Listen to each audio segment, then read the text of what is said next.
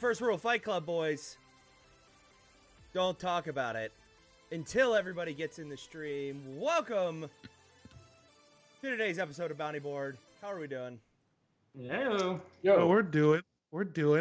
By the way, everyone knows the first rule of Fight Club is to not talk about Fight Club. Anybody know what the second rule of Fight Club is? Not to talk about Fight Club. There we go. Hey guys, What's Fight Club? Guys, look up there. Look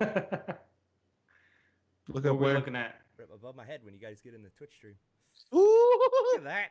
Gosh, pretty. Fits there so nice, too. it's all right. Dang, do I not have you followed? I can't find you. Weird. Oh, that's What are you talking about? Oh, there it is. Hey, that's a dang good-looking little emblem you got above your head there. It's a pretty ding dang good. Dang, oh, dang. Hey there, I'll man. tell you what. Hey, boy. Damn it. I'll tell you what. Damn it. Damn it, Bobby. Damn it, Bobby. Oh. Bull. How are you guys doing? This is almost going as well as last night did. Dude, I'm doing all right. How's yous? My voice I'm a little is sleepy. My voice is a little raw. But, Howdy, feller. Hey, you were getting after it last night. Oh, man. Yeah, you've got the rasp because What was that last song you played? Me and Tech were cringing hard on while we were playing Apex. Oh, was it the duet you did? No, No. No, it was Low you do another Places one? by Garth Brooks. It was the last song I closed it out with. No, it was not. You did the Girth- duet after that. Girth Brooks. Was that a real You duet? got pretty mouth. Yeah, the duet he did was with Ava Letixa, and she was on the podcast like in September. Yeah. And Nice. she's awesome. She was, Yeah, the, that first, was really she good, was the actually. first guest we had. She was the first guest we had. We talked about the Infinite Game, which we keep bringing up. Yep. That podcast was very good. So you said that that's going to be your new Wednesday night gig. I think Perhaps. so. Oh boy. I think we're going to do karaoke Wednesdays in the house. Oh boy. That's awesome. As long as the songs get... I didn't realize when I turned that on last night that it was so involved in the setup. Like, you actually have to go through and set your favorites list and everything else. So I went through and just randomly picked like 50 songs. That's how we ended up with Bang Bang. Boy, you're singing the Nicki Minaj verse. I was just Bang Bang. I was just reading. At that So point, the trying to audio, keep like, up. it looked like from Rock Band as far as like how It it is, like your it's- pitch. It's harmonics. Okay. Yeah, harmonics. Oh, it's made by Harmonix. That's yeah, dope. Harmonics That makes developed it. sense. Yep. Oh How yeah. much By does the it way, cost? nothing. You're gonna That's do- the beta. Oh. So I don't know what's. I might get it. But the interesting thing was I got up this morning to pull a couple clips, namely the duet that Abel and I did, and the Billy Joel song got muted. So I was like, "Oh, too bad." That's Wait, terrible. you got muted or Billy Joel did? No, the whole track on the Twitch audio apparently. It Hold triggered on. to So it's copyright. just the two of you singing and no music? No. There's just nothing. They mute Oh, the whole. okay. They mute the whole. Well, thank stream. God. Yeah. It's probably for the best. If it was just the two of you a cappella, oh boy. Yeah. So Oh, that would I have been I fun. challenged it on the grounds of like, hey guys, this is your game, which you paid for all the licenses to this music. Why are you muting people? So, Right. Yeah, it's strange. You guys being Twitch anyway. That's where we were. But yeah, it's And a lot of fun. that wasn't even the most exciting thing that happened this weekend. That was pretty fucking awesome. Very true. What was the most exciting thing that happened this week? I don't know. You posted a lot of new stuff on our Twitter page that was pretty exciting. I was trying to get you to talk about it, but that's okay. Well, It worked out so well. it's all right. We'll get there. Welcome to Bounty Board, everybody. It's Thursday, March 7th. It's fucking March, and it's still cold, but you know it's supposed to be like 60 this weekend, so that's exciting. We got snow here today. It was, It's snowing slightly in St. Yeah. Louis for me and Bobby right A now. little We bit. got like 3 inches or something like that. A sorry, little bit of boys. snow in Texas too. Nope. 75. The only snow Texas Beautiful. gets is cocaine. Okay, you know. Okay. We'll leave that there. Continue on. I'm glad that the response was mostly silence. Yep. Yeah, no, we had a busy week, and yeah, how's everybody doing? Before we get into the busy week, and since we've already talked about how we're doing, I'm going to take the question I just asked back. And I'm gonna say, fuck. No, You were let's start not that over. lying in the pre-call. The brain is. No, dude, my brain's like spaghetti and meatballs right now, but the meatballs are already chewed up. Oh, I was gonna say that sounds delicious, and then you ruined it. I told you, my brain is not in a delicious kind of mood. All right, fair Let me enough. get that pre-chewed meatballs. No, so we had a lot going on this week, as we mentioned, but we had some exciting stuff going on that pertains to this.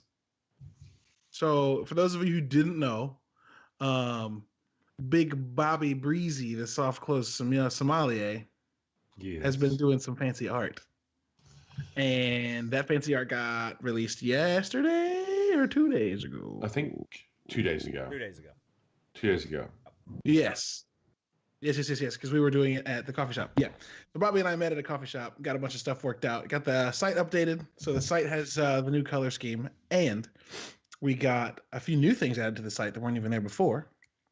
And we updated the Twitter, and we updated all of our logo work all over the place. Mm-hmm. And wait, that was it for that day, I think. Right? Another one. Well, we made an announcement of what we're doing this weekend.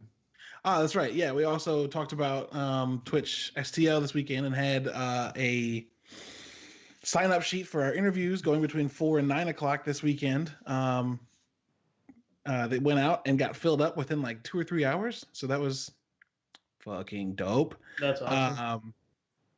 And then the next day, on Wednesday, my grandmother came over and recorded the 5th episode of Procedural Generations. We announced the release date of that, which is a week from yesterday. So it'll be on March 13th because I can do math. And then Numbers. Bobby and I went and saw Captain Marvel. That was dope. Yep. And then what happened today? I had to work today. Yep. Did anything happen today? Did I miss anything? Mm-mm. You put out the questions that we're using for the interview, but that's about it. Oh, yeah, that's right. I wrote up the questions for the interviews. The questions are super simple, and we hope they lead to more conversation. I said that when I sent them off to the people over at the Twitch STO group. I was like, yes, if it's for 15 minutes, we're going to be talking. This is only 10 or 6. It was like 6 questions. I was like, we're going to talk, I promise. But yeah. We're a pretty solid improv troupe, I would say. You know, until me today, yes. Yeah. We're good. We're here. I'm pretty excited. I launched my YouTube channel and I got my website off the ground as well. I've been recording some videos this week. I actually had a few Twitch streams. My first stream this week that I put up some stuff, and it's been cool. Like, that was a long time coming for me, and I was excited to get that knocked out as well. That's awesome. Ryan, do you have anything fun or interesting like that happen? I set up Instagram and then it instantly got disabled and said that I didn't follow the terms and conditions, but I didn't even post anything. So I'm trying to figure that whole thing out. And I got my... Slid into those DMs real fast. You got to quit. Oh, I sure did. Somebody did. Yeah. And I got my YouTube set up with a name. I just got to start working on my visuals, which Bobby's going to help me out with sometime here soon because I want to roll out my new visuals by my birthday, which is the end of April. So hey, that shouldn't be a problem. Got a minute? Yeah. You got a minute? Yeah. You got some time. We can do it. I forgot. Yeah, we did Instagram too. I made an Instagram because Bobby threatened my life if I didn't. Mm-hmm. Oh. Yeah, I was tired of just tagging random people in these posts. And then I posted, and Sarge was like, "What the fuck? I guess I'm not part of the group anymore." And I was like, "You have an Instagram? I couldn't find it." And then 5 minutes later, he's in chat like, "My Instagram got hacked." Yeah, I've apparently been talking to people on Instagram or tagging his account that's just not his. So yeah. I tried it. I wouldn't even let me look up Sergeant Sodium. It wasn't Sarge. I've just been tagging whatever his personal one is. Yeah. Boy, I do have a personal one, but I don't tag that one anymore. Oh, you don't. Fun stuff, boys. Fun stuff. But yeah, it's been an interesting and fun week, and we're super excited for this weekend, which we will get into at the end of the episode. But let's dive into the actual content of the episode because we've been rambling for a little bit. We got some interesting news this week. Not a lot of crazy stuff, right? Not a lot of stuff that like really surprised us in terms of things in the gaming industry, but there are some bummers. And so because I want the show to be able to regain its composure, I'm going to lead off with those. So a week ago, We lost it? When did we lose it? we're about to. Oh, okay, got it. Okay. All right. Yeah, you good? We good? Okay, I got it. All right. No, a week ago Wednesday, yesterday, Luke Perry had a massive stroke. Actor Luke Perry had a massive stroke, and he passed away earlier this week. And also earlier this week, the lead singer from Prodigy. The same day that he passed away. They passed away on the same day. Same day. Lead singer of Prodigy, Keith Flint, passed away. So yeah, that's the bummer news. Luke Perry was in 90210 back in the day, which kind of gave him his it brought him up in the ranks of people famous. And he was currently on Riverdale, which is a show I know my wife loved. And many people really like. And so yeah, that's a huge loss. And then for people who listen to Prodigy, basically anybody who grew up in the 90s has heard Prodigy, and like anybody who played games in the 90s liked Prodigy. Yeah. So that kind of hit weirdly close to home. Maybe not as close to home as like Chester Bennington when he died last year. Mm-hmm. But it was still like, oh, fuck. And Fat of the Land played on my iTunes for most of the week. There's a series on YouTube called Musicless Music Videos, and it's just going in with some like ridiculous sound effects for like what's happening in the video. Yeah. It's just like real bad overdub stuff, right? Yeah. One of the best ones is Prodigy's. Like, is it for Firestarter? Oh yeah. And it's like they're in that tunnel. Oh yeah. And so like they're like going up and down the ladder, and they're making like all these like out of like they're so winded from just running around in this tunnel the whole time. They're just like yeah. And it's just so fucking good. Like, not to make light, obviously, but like I think that if Keith, from other interviews and shit, like saw that guy like growing up as a kid in the 90s into present day, I would absolutely think that he probably had a good chuckle at that himself.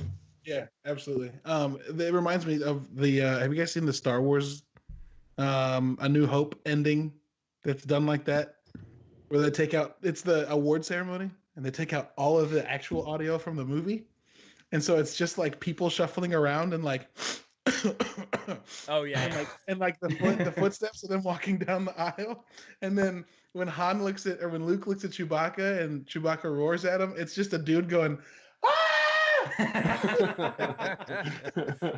It's very good. Oh, I love that shit. Childish Gambino's got one too, where he the America song that he just put out, and they do like a dub. You showed it to me last time at your house, Caleb, where he's like dancing to that upbeat fucking. Oh, it's Call Me Maybe. Yeah, Call Me Maybe, but yeah, the Carly Rae Jepsen song. Yeah, because Call Me Maybe like works perfectly with. That's so bad. It oh does. man, it's so hilarious though. It's so good. It makes my brain hurt. But somebody took the time to sync that up. I mean, that makes my brain hurt. But anyway. Yeah. But we didn't talk about dividing up news, so I'm gonna try and rattle through a bunch. I know a couple people added some new stuff. And so Bobby, you said you added a couple. I'll let you grab those in a second. Okay. But the rest of the news for the week is pretty quick and easy to rifle through. Friday the 13th, the game is coming to Switch. That got confirmed this week on the 4th by Cole Tomashot at To Infinite. That's supposed to be coming out. I have the date. I lost it. I had it too. Sorry, bad audio. It's coming out sometime this year. Yeah, I don't have it. Yeah, this new version will be released on the Switch this spring. There it is. Sorry, it includes most of the DLC and previously published free content for the game. That's dope. That game was awesome. I have a buddy who was one of the backers for Friday the 13th, the game being created. So if you're walking around the houses, you can find a picture on the wall that's actually of him. So that's dope. His name is Fleet. He's awesome. He runs a comic book shop in town. He now owns that comic book shop with a couple of the guys that work there. Beat Saber's first music pack got a confirmed release date. For those of you who are into VR, whether it's PSVR or Vive or Oculus, Beat Saber is that dope game where people are like lightsaber battling to music, which is, I want to play it, but I feel like I would be so bad at it. I've seen people play like highly difficult levels, and I'm like, no, fuck that. Dude, come over and play it. It's a lot of fun. Mm-hmm. All right. Yeah, Well, I'll have to make it happen. Just like Guitar Hero, you don't jump in on, you know, on hard, right? on Sure. hard right out of the Did gate. is it all, because like the songs that are on it right now are like original music from like a licensing standpoint? They're just like, do you know if it's anything that's like, do you know what the content of the music is or the packs? No. It just says Beat Saber's music pack will come alongside a reworking of the game's menus, which will allow you to easily browse the game's additional OSTs and music packs. It looks like it'll allow you to easily switch between songs, but it doesn't say if they're going to be original or licensed. It doesn't say they're going to be licensed though, and I feel like they would say that pretty straightforwardly. Yeah, I mean, I don't know if they've got this. I mean, it's a popular game, but I don't know if they've got the legs or if they got the desire to go out there and try and acquire licensed content. Sure. It's probably popular enough they could afford it, but who knows? But that's due out March 14th for people interested. Let's see. There's a new Shazam trailer. If you're interested in DC's Shazam movie, It looks so that trailer's actually not bad. It looks It's pretty good. It looks so good. It's actually not bad. The first trailer for that movie, I was like, what the fuck is this mess? Right. This trailer, I was like, I kind of like this. It's a superhero. it's a superhero big. I mean, It is. Yeah. It is. That's exactly what it is. It's so good. That's what every time I see it, that's what I feel like. It's like, all right, cool. It's Tom Hanks and big. We're next. As all we need is a walkable piano keyboard, and we're there. Yeah, and it's got Mark Strong as the bad guy, and he's fucking great. I do enjoy some Mark Strong. He's great. Mark Strong from the first Sherlock Holmes movie with Robert Downey Jr. Yep. And also from Kingsman, he plays Merlin. Fuck, those movies are good. Those Yep. movies are good. Okay, so this one's interesting, and maybe a little bit of discussion can come from it, but I'm not sure. So earlier in the week, there were reports that Anthem was not okay. God, this story's a mess. We talked about this a little bit in our pre-show. So there were some stories earlier this week that Anthem was crashing PS4s, which like that doesn't sound bad, but it's crashed my Xbox when it, you know what I mean? Like maybe not to the shutdown and having to restart it, but It's gone to dashboard. it's dashboarded a few times. Right. And it's a new game. That's whatever. But these reports are saying that not only was it crashing PS4s, it was breaking them, like shutting them off and then making them no longer work. So that was a little bit alarming. But as doing some research before this, and because of things we'd heard over the rest of the week, EA and BioWare, sorry, I'm like trying to burp. EA and BioWare have been looking into this, and BioWare said today they have found no evidence. Do you want me to read the tweet? Yeah, go ahead and read BioWare's statement. So Chad Robinson, he is the head of live service from BioWare, had put out 2 tweets. They did a live stream yesterday and they addressed it there. But the first tweet was, after thorough review, we have not encountered an instance where Anthem has bricked a PS4 console. If you are experiencing anything different, please reach out to the EA helpline so we can track the incident and investigate. Thanks for your patience. There was an update later. It looked like, I don't know the time difference between the two of them, but it says update. We've identified several causes for the temp powered down crash for some PS4s. Fixes for the top issues are in the patch that comes out next week, which they said would be on Tuesday. If you encounter a game crash or your PS4 console will not respond, you can manually power down and restart it, no risk of damage. So they basically said, hey, we figured out what's causing the crash. It doesn't sound like it's bricking them, but like again, I don't fucking know. I think it's a little. It's hard to tell if it's like the fact that the systems are getting bricked, or because PlayStation's power structure is so fucking weird, people just don't know how to turn the system back on when it shuts down like that. And that's not a slight at anybody who's using a PS4, and that's not a slight at PS4's hardware. It's just the fact that the hardware itself makes powering the system on and back off again, or sorry, off and back on again. It makes it tricky. It's happened to me. I had like a power surge once when it was in rest mode. When it's in rest mode, you're not supposed to unplug it. And so like I turned the power back on and my system was like, nope, and wouldn't turn on. And I tried for like an hour and a half and eventually I got it to work. And I remembered that process though. And then like from there, every time that happened, it was fine. So yeah, this story is kind of hard to parse. Is it people that just didn't realize what happened, or is it? Yeah. So N7 was saying in the chat that they had a friend who had to contact Sony about that, and then later they managed to turn theirs back or fix it. It looks like, and I think that's the case. Like, there is a way to go into like a recovery for turning that on to power it back up. And to your point, like I've had the same thing happen to my PlayStation where I go to power it on with the controller and nothing's happening. I'm like, all right, what's up here? I go and I press the power button, nothing responds to it. I unplug it directly from power and like go through all kinds of other MacGyver shit and try and get it back on, and it finally does. But yeah, I think that there's something to be said there with it. Yeah. Sarge, I'm sorry. I've got to say this. The light on your hat makes your hat look like it just says the polio. It does. It doesn't look like it says police. It looks like you're just wearing a fucking polio hat, which is a really weird look. Oh man. This is wow. Oh boy. In the chat, N7 says that from what he knows, they literally made his buddy unplug and replug the system back in over and over again until it worked. If that's what Sony tells you to do on their helpline, maybe they need to make their power cycling system a little more user friendly. But we can move past that. I had a little blurb in here that I'm going to save for the last one we do because I think it transitions well into the topic. So, Bobby, you threw two in here. Let's grab those real quick and then get into our topic. Yeah. Speaking about Sony, today they released Remote Play for iOS, which is exciting.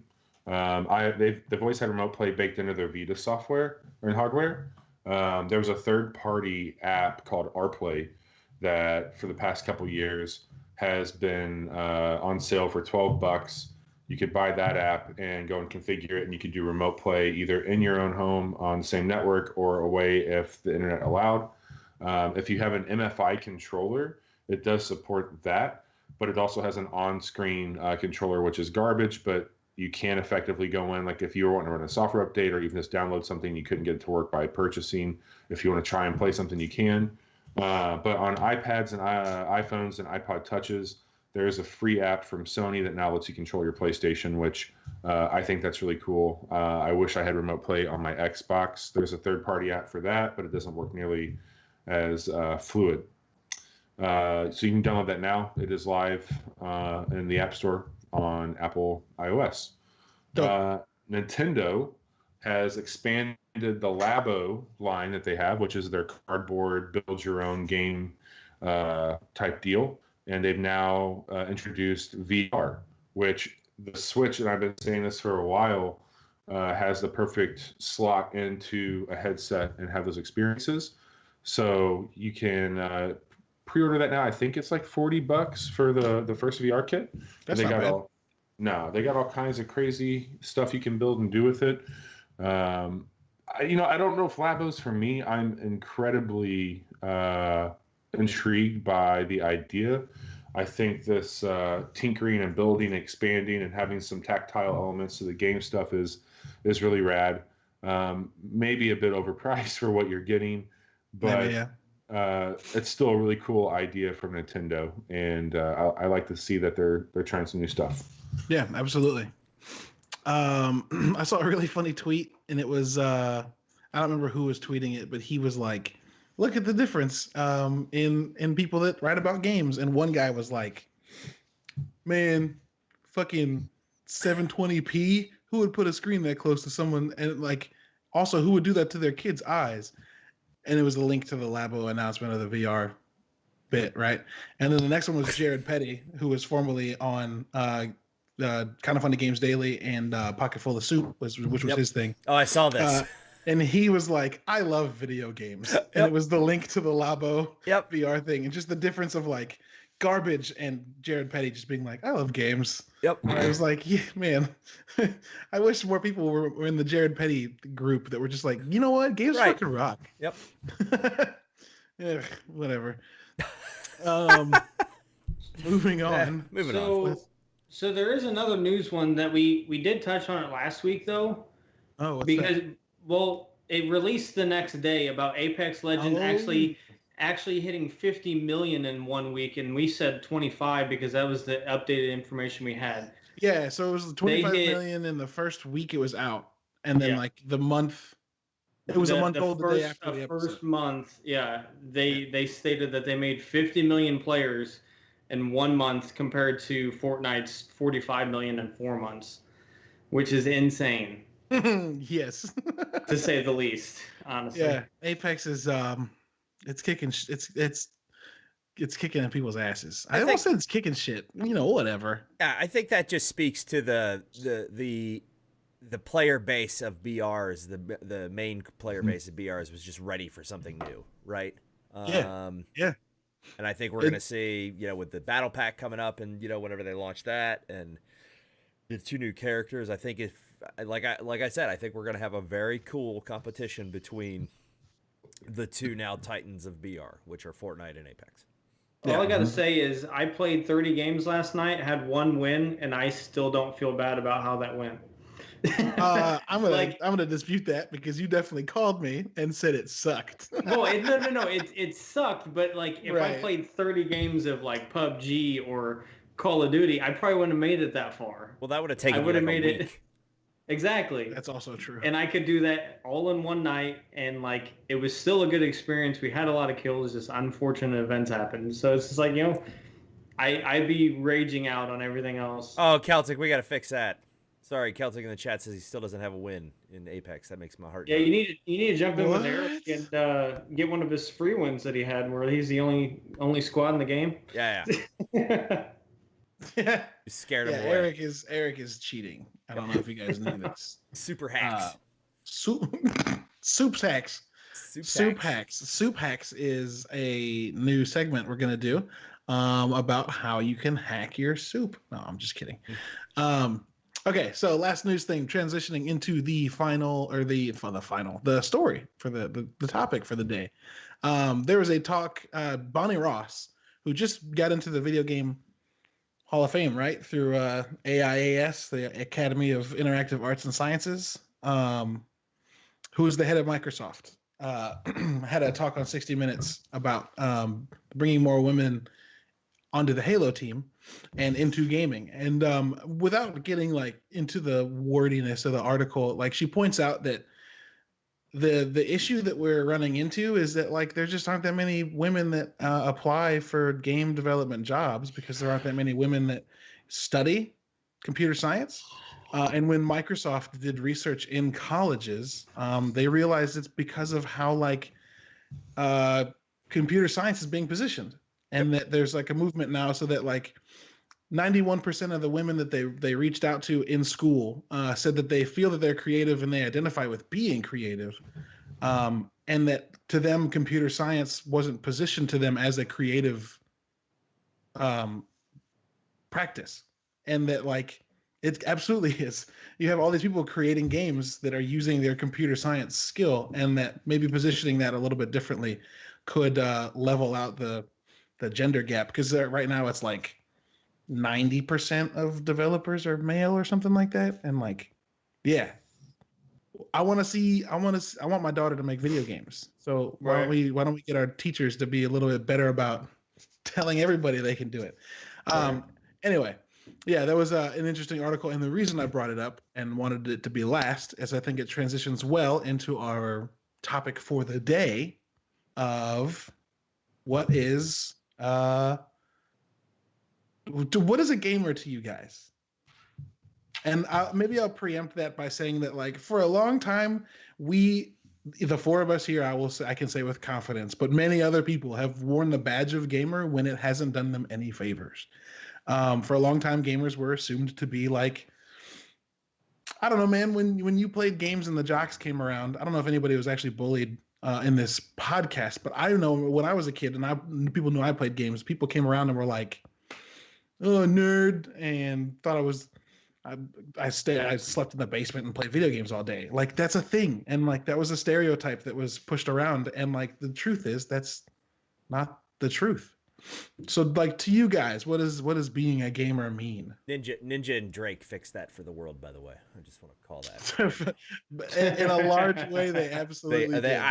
I was being dead serious. You're absolutely right. They did. Yeah. But I agree with you, and I like I said, I firmly fell in this camp.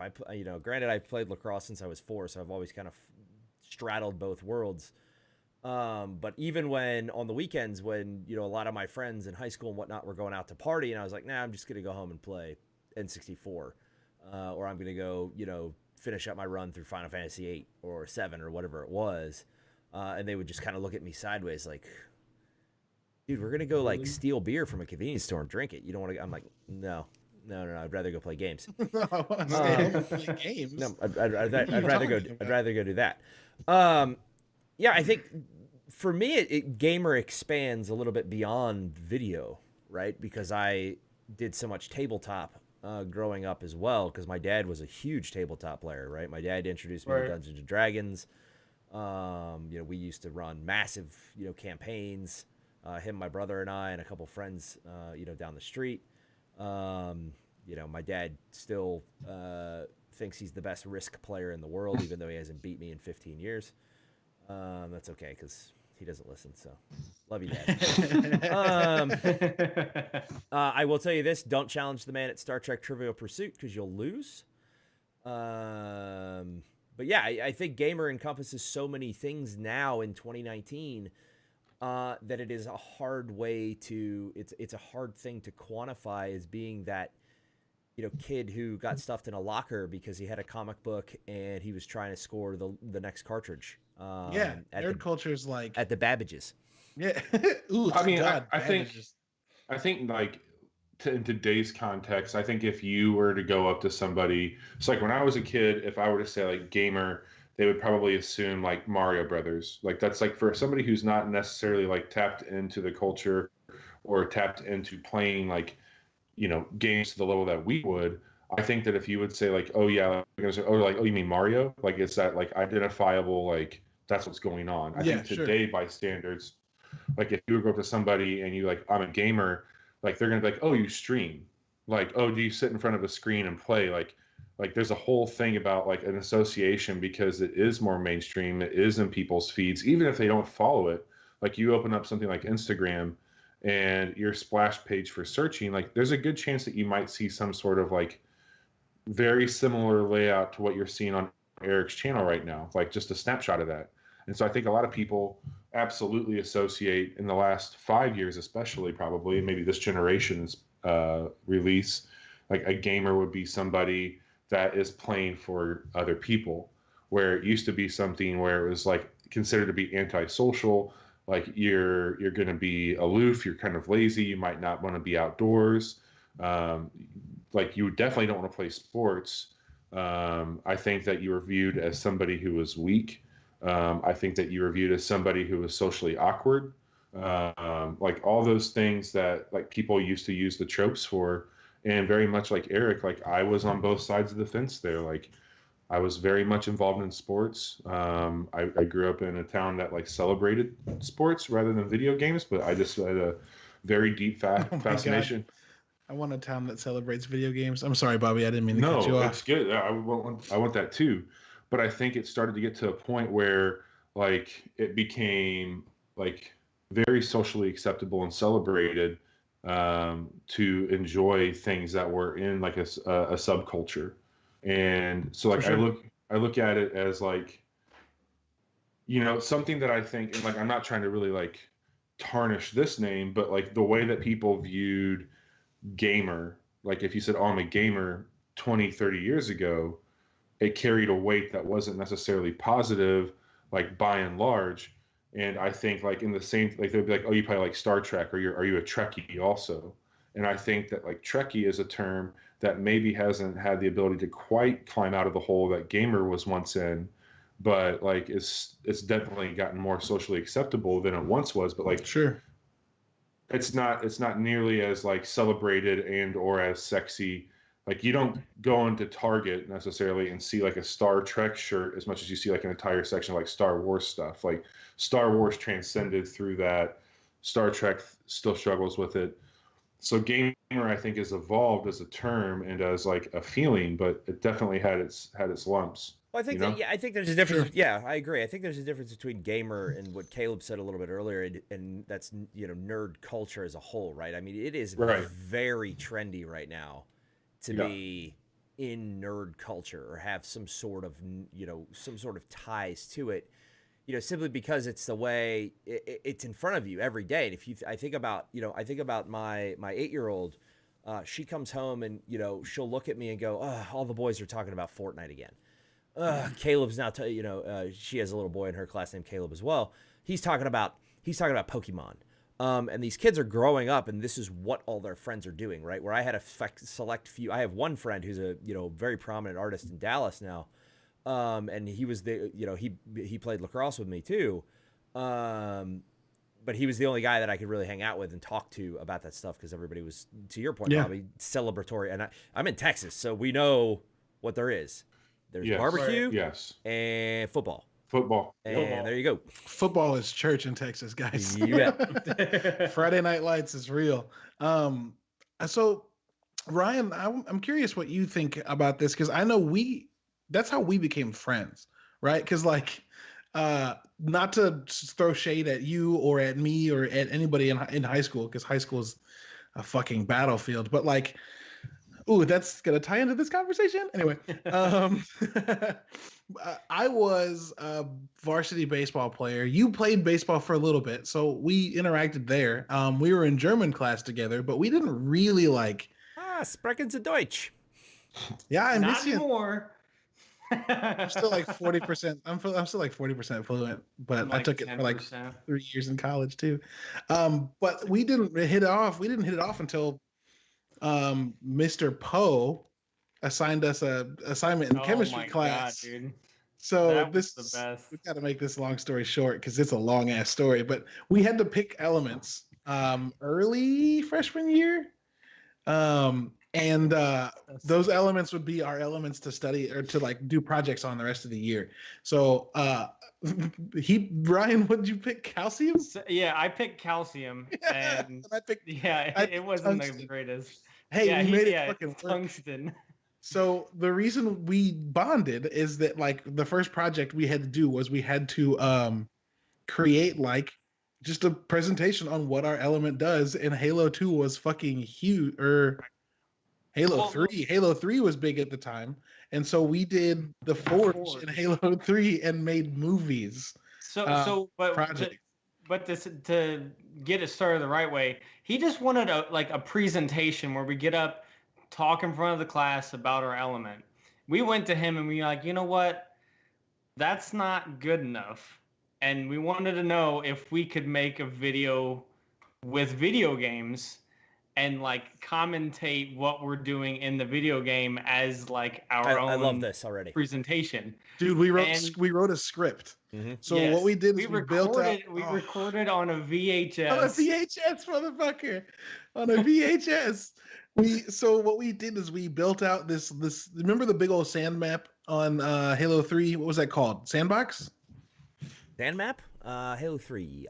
It's a big old desert map with like a couple bunkers in the middle. A couple bunkers you could drive the elephant ruins through around and everything. Yeah. Yeah. So it was that map. I don't remember what it was called. It was called Sandbox. Yeah, I was right. Okay, cool. Thanks, Panda. Yeah. So we built out Sandbox, right?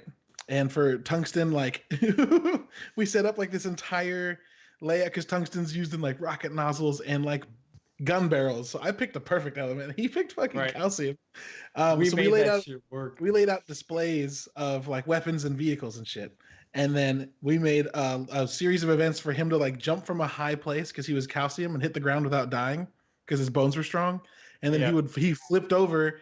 he flipped over overturned vehicles. Yeah. And so it was like, if you drink a little bit of milk, you can flip a mongoose. If you drink a lot of milk, you can flip a warthog. And if you drink as much milk as me, you can flip a tank, right? Like, it was so stupid. So we set these things up and then wrote a script and then walked around and did the things and then recorded it and went back into the theater and flew the camera around during these and while recording on VHS, and then hit play in the classroom and read from the scripts in front of us while it was playing on the screen up ahead of us.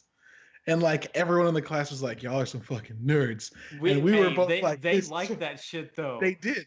Like nobody knocked us that bad. They were like, man, this is kind of nerdy, but like they're like, man, this is kind of cool. Like, all right, you guys did it. Like, and then we did another project later, and we had to make our elements a superhero. And so he was Captain Calcium, and we used Metallica's Some Kind of Monster. Wait, hang on. Him Why fighting was I once Captain Calcium and now Sergeant Sodium? What the fuck? You gotta change all your shit to Captain Calcium, dude. The first cut's the deepest. Oh, that's technically a promotion, right? Yeah. You're going from sergeant to captain. So yeah, you're gonna get enough followers, and you gotta change to Captain Calcium. But yeah, his Captain Calcium video was played to Metallica's Some Kind of Monster, and he was running around with a gravity hammer, beating the shit out of people.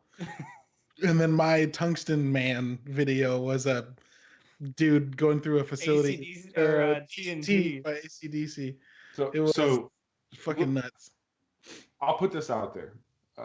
We've been talking a little bit about like the tipping point. Like we've all acknowledged that gamer means something much different, right? And like when society started to embrace it. And if I had to go back, we've talked about this on the show before, but when there was national news coverage for Halo 2, I think that really did it. And then I know that like the Xbox 360 was showcased and shown off for the first time at like, I want to say like the MTV Movie Awards or Music Awards. And so like, it was like, it was in a glass box. They unveiled it for the first time. And that was, obviously going past like what Halo 2 had done. But I would say like to go back to what we talked about, like that period in time when Halo really cracked it. You had the midnight launches, you had the long lines, like there was an undeniable, like, hey, even though you didn't play, like everybody played Halo. Like you might not play video games, but everybody knew Halo the same way they knew Mario at that point in time. So I think that's what kind of started to tip the scales a bit. Like I think that's when it started to become a bit more culturally acceptable, like to be into something like that. Mm-hmm. Yeah, I don't know if it seemed like that for me, right? But we also share a little bit of a distance in our generation, and that like when Halo 2 came out, Sarge and I were 13, right? Yeah. And so if that was 2004, I was 13 or 14. Depending on when. No, Halo came out late in the year. I was 13. Just a baby. Shut the fuck up. Just a wee little baby. Just a wee little baby boy. Just a wee little baby. Yeah, I was 12 or 13. I was 13 because that game came out in the fall because that's when Halo games come out. But to us, Halo 2 was a big deal because like my uncle worked at Game Crazy at the time. For those of you who don't know what Game Crazy is, it was Hollywood's version of Blockbuster. Oh wait. It was Hollywood Video's version of GameStop. There we go. Yep. But he was working at Game Crazy, and I went to the midnight release, and that was the first midnight release of a video game I'd been to, because I'd been to the midnight releases of like Star Wars Episode 1 and 2, and maybe 3 by that point. Did those movies come out every other year? Star Wars Episode 1 was 99. Yeah, and then it was 2002, and then it was 2005. Okay, so every 3 years. Yep. So yeah, I'd seen 2 movies at midnight with my family, and they were Star Wars, and that was nerdy as hell. But like, I played games, and yeah, Halo 2 was impactful. But I think for me, when that changed was probably around Sarge and I's freshman year of high school, and that was because like, oh man, like it was just the fact that like so many people were doing it, and I started dating my now wife my freshman year of high school, and she played a lot of Crash Bandicoot. And she brought this up the other day, but I shit you not, like when I found out she played Crash Bandicoot, That was it. I was like, "Can I keep you?" Like That was it. That was all it took. That was maybe the first time I realized like women actually played games and loved them, and not like played games to like put up with the dudes in their lives. I don't know, Sarge. When did you realize that like more than just you and me played games? Well, and like you guys probably don't know this, but like I played, what's it called? I just fucking had it up. I played Magic. Like I played all these other kind of like all the nerdy card games back whenever they came out, just because my brother was big into it, and it was something that we had that we did together. I mean, you probably wouldn't tell by looking at me, but I got into that kind of stuff a lot. But I never had like when the first Xbox came out, I didn't have internet or anything like that, so like I wasn't able to fully get like into the Xbox or into the new systems when they came out, just because all I had to do was play at home unless I went somewhere else. So like the biggest thing was whenever we and you first connected, it was whenever I first like got into online and was actually being able to become a gamer itself. So it was pretty late that like I guess would consider myself a gamer, just for that fact that I didn't have the internet and everything like that to jump online with everybody. So I have a question for you too, real quick. Then, Oh boy. Why do you hate single player games so much now? Given your I really actually wanted to bring this up next. Given your pedigree, Ryan, of not having internet and being a Magic player, it shocks me that you haven't picked up Celtic can talk about it, but the Magic the Gathering online game is actually very well done. Also, I want to give Panda a shout out in the chat, because he said that he met his wife playing Rainbow Six Vegas 2, and they've been together for 10.5 years. So like, props to that. That's fucking dope. Also, awesome. Rainbow Six Vegas 2 was huge in my life. Hell yes, that game was fucking amazing. We played it so much. So the single player thing, I actually thought about this. Like, single player was how I fell in love with games, and then when multiplayer became a thing, it became like, oh my God, I can do this with people, right? It was that realization. And I think that's why I've moved, I haven't moved so far away from single player, I don't play it. So I'll let Sarge answer this question too. But I find myself going back to games like Apex and Anthem and things like that, because I can play with friends and I can like enjoy those things with friends. And I just really like hanging out with people. Yeah. So I think that's why I do that mostly. But if a good single player game comes out, I will absolutely like almost put my Xbox in offline mode so people don't bug me. Because I played, 120 hours of Mass Effect Andromeda and 130 hours of Red Dead and 60 or 70 hours of Deus Ex. Like, it just takes the right style of game, I guess. Yeah, I think Sarge, why did you abandon? Why did you abandon single player? Why don't you do that? I think for the fact that I didn't have internet right off the bat, so all I did was play those. All I had was single player. I couldn't, or split screen with my brother, that kind of thing, and we fought each other all the time, or that kind of thing. But as soon as I got internet, soon as I got internet, it's just like, well, shit. What do I need to play all this stuff by myself for? Whenever I can play with a million other people, and I can get to know all these other people and do nothing but that. I don't know, it's kind of like when I was younger, my parents owned my bank account, and as soon as I moved out, I spent all my money because I didn't know what to fucking do with it, because I didn't know how to manage it, because that's all they did is they took over it. So I could spend what they gave me, but with single player, that's all I had, and multiplayer came out, it's like, well, this is a lot fucking better. And like, I can get angry at people and yell at them now, and there's no repercussions at all. I could just have to like maybe get banned, and I can just leave the lobby or whatever. Like, who gives a shit? I didn't realize this was going to be the bounty board origin story episode, where we find out how everybody got their superpowers. Do you think that? Go ahead, bye. I was going to say, like, do you think that some of the, how do I want to word this?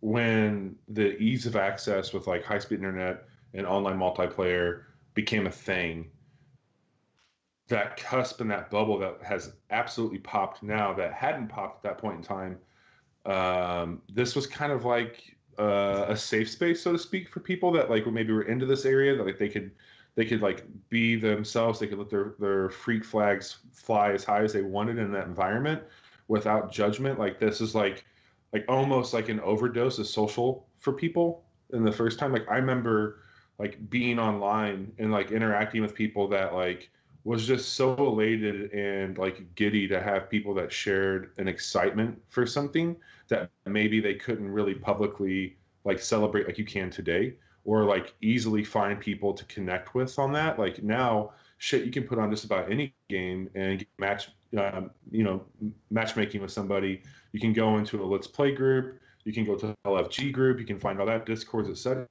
to find people with. It's very easy today. But then it was like discovering people like you. Maybe you lived in a rural area that like you were one of like 2 to 3 people that was into that shit that you could do that with. And so like I think Sure. it was in situation like as we get back to the concept of what a gamer is, I think that like online gaming, especially whether we're talking about tabletop gaming where you could go to like the back of a comic book shop in your hometown and like once a night or once a week or whatever it would be, like play Magic or do some D&D and like have those group of people that was safe to like be that person around. Like I just think that there's something to be said about what the empowerment of online gaming did for people on like discovery of like-minded people, but also like a comfort to be yourself where maybe you couldn't have been as easy. So Yeah, Sure. I mean, like if I went to a LAN party and I wanted to play with those guys and like I raged at that party, like I felt like an asshole. Like there was a You few still times did it that though. You still did it though. I still did it, but like like deep down it fucking hurt me because I was like, man, these people fucking hate me. But now I do it online. It's just like, fuck you, fuck everything you just did, whatever. I'm leaving the lobby and I'm gonna go join another game and I'm just doing the Ugh, same we thing had over and over again. I have experienced this. We For did it. everybody who thinks he might be making it up. No, it's very real. We did Yeah, a LAN party, a Halo LAN party in college once, and an Xbox got thrown out of a window, and it took another Xbox with it because they were right next to each other and the router. Good. I would It have was- murdered somebody that day. It was the guy who threw the Xbox through the window immediately regretted the decision and jumped out after it, forgetting that he was on the second story of an apartment building. Oh Jesus! Is this guy still alive? Yeah, landed on his back. All right. Landed on his back. So he was like, "Ugh, oh no!" Yep. No. He was. It was. There was a good 10 seconds before he realized what he had done. He was still raging, and then all of a sudden he was like, "Oh God!" and just jumped out the window. And we're all sitting there in disbelief, and all we hear him is on the ground just going, ah. And we're just That's like, awful. oh man. But yeah, I agree with Bobby. I think it was an interesting thing because I remember my first experience with Xbox Live. Right, I got into. I was fortunate enough to get into one of the betas. So I was able to get onto it. I was able to play, and we all got everybody that was in the beta got MechWarrior online, and that was a very highly competitive. I mean, if you think about the original MechWarrior Online with on the original Xbox, I mean, before Halo 2 came out, that might have been the most competitive game there was, except for like Crimson Skies. Crimson Skies was, man, that game was dope. Oh my God, that game was great. Why has there not been a sequel to Crimson Skies? I don't know. Hey, Phil Spencer, if you're listening, let's get it on. Let's go. Hold on, Phil Spencer, if you're listening, I would much rather you boost our podcast than make Crimson Skies 2. All right. How about you just come on next time, Phil? Just come on the show. We'll talk about Crimson Skies too. Anyway. Yeah, Phil Spencer, if you want to come hang out on our podcast, or anybody from the Game Pass Twitter handle. Yo, whoever runs manages that Twitter account is a genius. Come on in. You're a blessing to this planet. Open invitation. But no, I agree with Bobby. Is it's an interesting thing because you have, and I think that's starting to change. I agree with you when Xbox Live first launched and broadband started going it, and we saw the services like Steam and stuff like that. I think you saw those fringe groups kind of like, or not even fringe, but the people who wanted to let their freak flags fly and find those dark, seedy corners where they could have this layer of anonymity. Get there. I think now though. It's becoming less. And you brought up Discord, right? I can hop on, and I'm in. I mean, if I just scroll down my Discord list here, I'm in, 50 different servers that I'm having 50 different conversations in. Throughout. I mean, there's a bunch of main communities that I hang out in, right? They're all, most of the big main ones, are down below in my panels. But it's interesting just to see like the different conversations. But to Bobby's point, now I can go out to the internet. I can go to any city in the U.S. or in the world, and I can find somebody from one of these Discords and immediately have a friend. Immediately have someone, if I'm in a city that I don't have anybody with, if I'm traveling for work alone, and I've done this a couple times, like just hop on the Discord. Hey, is anybody who's here? Who wants to go grab lunch? Right. And that's what I think is awesome about the way that this the way that this connects people, because it really does even the playing field, one, and two, it just allows people a common ground where there may not be any. Which is what I like about it. For Well, sure. yeah, I agree. my brother's got a friend that he's been playing since, I don't know, Halo 2, whenever that first came out, and this guy lived in Connecticut up until about a month ago and moved in with my brother. Like the first time they ever met, he was like, just come on and live with me. Like they've known each other for 13 years or whatever it is, and like never met each other. And he's like, you know what? I'm trying to find a new place to live, trying to start fresh somewhere. He's like, dude, come here, come live with us. We got a house full of other gamers. Like that's all they do now. Like he moved in, like best friends. Like they were best friends online. They moved in, like nothing ever changed. Like they'd known each other, seen each other every single day of their entire life. It's insane how that happens. Yeah, it's interesting because it's like multiplayer was almost like a precursor for social media. Yep. Right. And like the video game industry has for maybe the last 20 years, maybe more, been kind of a harbinger for things to come. And like those things have been good and bad. I don't want to say that like harbinger in the bad way. Like there have been instances where we've seen the way the communities reacted being like, ugh, God, that was nasty. And then like later seen other parts of the world react that way and been like, wait, what? How is this mindset translated to a completely different space? Right. But then we've also seen like we were saying right now is that like multiplayer jumped out into the world and people were like, oh my God, like my cousin that lives 600 miles away can call me and tell me what his gamer tag is. And then I can add it into my Xbox. And then like I can play Xbox with my buddy that I can't see. And I don't have the ability to go and see. And that I think that really opened up a lot of stuff. And then the world followed afterwards, right? Like we got Twitter and Facebook and Instagram, and now the rest of the world's kind of doing something that I think gamers have been like, yeah, hanging out with friends from across the world is pretty dope, isn't it? Right. We've been playing games with each other. I want to stop for a second and point out that Panda talked about doing LAN parties with Ninja. Oh yeah, you've never heard him talk about this? Like the Ninja in Illinois, which is dope. Tyler, if so you want to come props on to the podcast too, come on. We got you. Also, because Panda, you know him. You should say, "Hey, I like this podcast, and we used to play games together. You should listen to it." I'm not trying to leverage relationships at all. I wanted to point out. So I brought this up earlier. Well, hold on before you go here. I want to point something out just real quick. You don't even know where I'm going. I know. But what Ryan said is, I find it interesting that he brought his brother up, and his brother knew this guy. I'm looking, and as I'm just looking around the Skype call. I've known you two since you were like 16. Right. I met Bobby a couple months ago, and now what are we doing?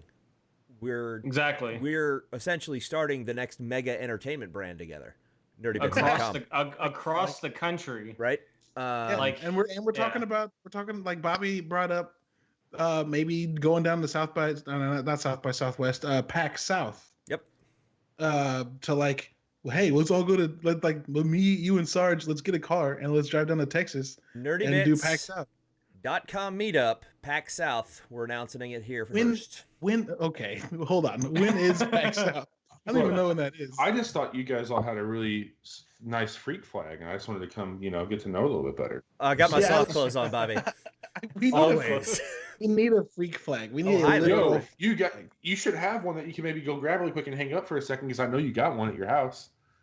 Oh, like I know you got a freak flag you can show tonight. I do. Let me think about where it is while we're talking. You lost it already? You had one job. No, what? You had it for one day. Hold on. Let me. I can't get another one there in time, guys. Let me explain myself. You said, I know you've got one, and my brain went to the Deus Ex flag that I have, and the Assassin's Creed flag that I have, and the only flag that matters. Because it's a fucking banner. My brain didn't. Okay, I know exactly where that is. It's right there. We'll and you want to see it right now? It's kind of a non sequitur. Yeah. All right. Do it at the end. Do it at the end during the. I'm gonna put the headset down for a second. I'm gonna do it right now. All right. People are interested right now. All right. You guys vamp for a second, and I'm gonna go grab this and turn the lights on. All that fun shit. Yeah, like I was saying, I think it's interesting because like there's so many people, especially like Celtic brought up a good point in the chat, right? For those of you listening to the audios on Mondays, N7 Celtic Lullaby is one of my moderators, great friend of the show, friend of nerdybits and everything else. But he brought up a good point. Like there are a lot of people that I consider super good friends. The Real Dirty Smurf, I've known that dude as long as I've known Caleb. Oh, here it comes, guys. Here's the freak flag. Heyo. Here's the freak flag. There it is. Oh my goodness! Look at that. Flag is a flying. That is beautiful. Fucking great. Look at that. That's so good. That's awesome. There we go. Love it. Visuals by Lumberjack Smack. Yeah, for those of you playing the home game and listening to only audio, Lubwub just held up the banner that will be displayed at Twitch St. Louis at our booth this weekend. Yes. And as you can hear right now, that is him rolling up the said banner. Yep. Very anyway, loudly in the background. But no, and I'll let Caleb bring it back, but I want to bring it back to a couple of things, right? Is one, I think it's interesting that and I don't know if you guys ever, because I'm a huge data nerd, but if you ever go to statista.com, right, you what can was it? Statista, right? Statista.com, and I'll just post this here. I'll just post this in the here's the link in the chat here. But it's interesting to see this, the demographic breakdown since average age. That is a lot more even than I thought it was going to be. Ooh, I forgot to turn the headphones up so I could hear what y'all were saying. That stat breakdown is a lot more even than I thought. Oh, those are beautiful business cards too. Look at those. Woo! Yeah. Man, this turned out good. I'm pretty sure all of my camera feed is backwards, so everyone just saw me do that, and it's like it looks like it's a DN. Oh no, it's NB. Okay, it looks like a DN to me because of dumb shit. Yeah, it looks good. All right. Cool. Sorry, I interrupted. Go ahead. No, I was just saying that the demographic breakdown of what we're talking tonight, that's a lot more evenly spread than I thought it was going to be. Oh, yeah. Which one are you looking at? Are you looking at the age demographic? The one I just posted in the thing. In the Twitch chat. If you click it on, I'm about to, I'm on Twitch. Yeah. I'm in that 20% mark. You guys are all in the, the second column there. But it's the other thing that is interesting is and this is what procedural generations is all about, right? Is bridging the gap between these, which I think is something that gamers, this weird gamer thing has also done, right? Is it allows people, because it is an even playing ground for the most part, to connect across generations. Like I have a couple friends that I play with that are in their 60s, and I'm like, awesome. I play with my grandma. Right, and that's why I brought up procedural generations, right? Yeah. Anyway, Caleb, you were gonna bring up a point, and then we got into the banner, and now I'm just Oh trying to fill yeah, dead no, air. it's cool. No, it's totally cool. So speaking to ratio, I didn't see the link you just shared. Where is that? Oh, from Statista. Okay, cool. Yeah. So, man, the crazy thing is that all these people wanted to for the longest time just lump gamers in with like a single shitty stereotype, and so because this moment stood out so much to me, and fuck this guy. But there's a guy named Colin Cowherd who used to be on ESPN. He's kind of a turd, which is totally fine. Which is totally fine because like I like what's the Skip? Is it Skip Bayless that does? What's the guy that did the show with Stephen A. Smith for the longest time? I don't know, sports. Okay, I think it's Skip Bayless, whatever his last name is. People in the chat, help me out. It was a show with a guy named Skip and a guy named whatever I said the other guy's name was. Stephen A. Smith. Anyway, Colin Cowherd on ESPN came on ESPN the day after ESPN2 hosted Heroes of the Storm, in a college tournament of Heroes of the Storm. It was called Heroes of the Dorm. And while I won't read the whole transcript of his little rant, I'll read the part that I'm wanting to comment on, and he says, "Someone locked the basement door at mom's house and never let them out. I will quit this network if I'm ever asked to cover that." So There's a couple of things in that state. Yeah, dude, it's that's intense. Yeah, he said I tagged out at Harry Potter. I tolerated Donkey Kong. Okay, yeah. It pissed me off like crazy because there's two things in there. One, lock the basement door at mom's house. Like, yo, you work with people who play games. Straight up, this guy worked with people who played games, and I can only imagine what kind of looks those people gave him, in the following days. And then the second one is, I would quit this network if I'm ever asked to do that, which like completely undermines what esports are, completely shuts down the possibility of them having any legitimacy to him without clearly doing any research at all. And so for a long time, being a gamer was, and we've kind of talked about this and we kind of haven't, but being a gamer was associated with being in a basement, being a sweaty dude in a basement who doesn't go outside. And I know Bobby brought up like, maybe being more, I want to stay home. I don't want to hang out with people. And like Eric brought up the whole doing LAN parties and like staying together as groups. But like the reality is that like in every large country that plays a significant number of video games, no less than 40% of gamers are women. And on top of all that, I'm kind of linking two of these stories together.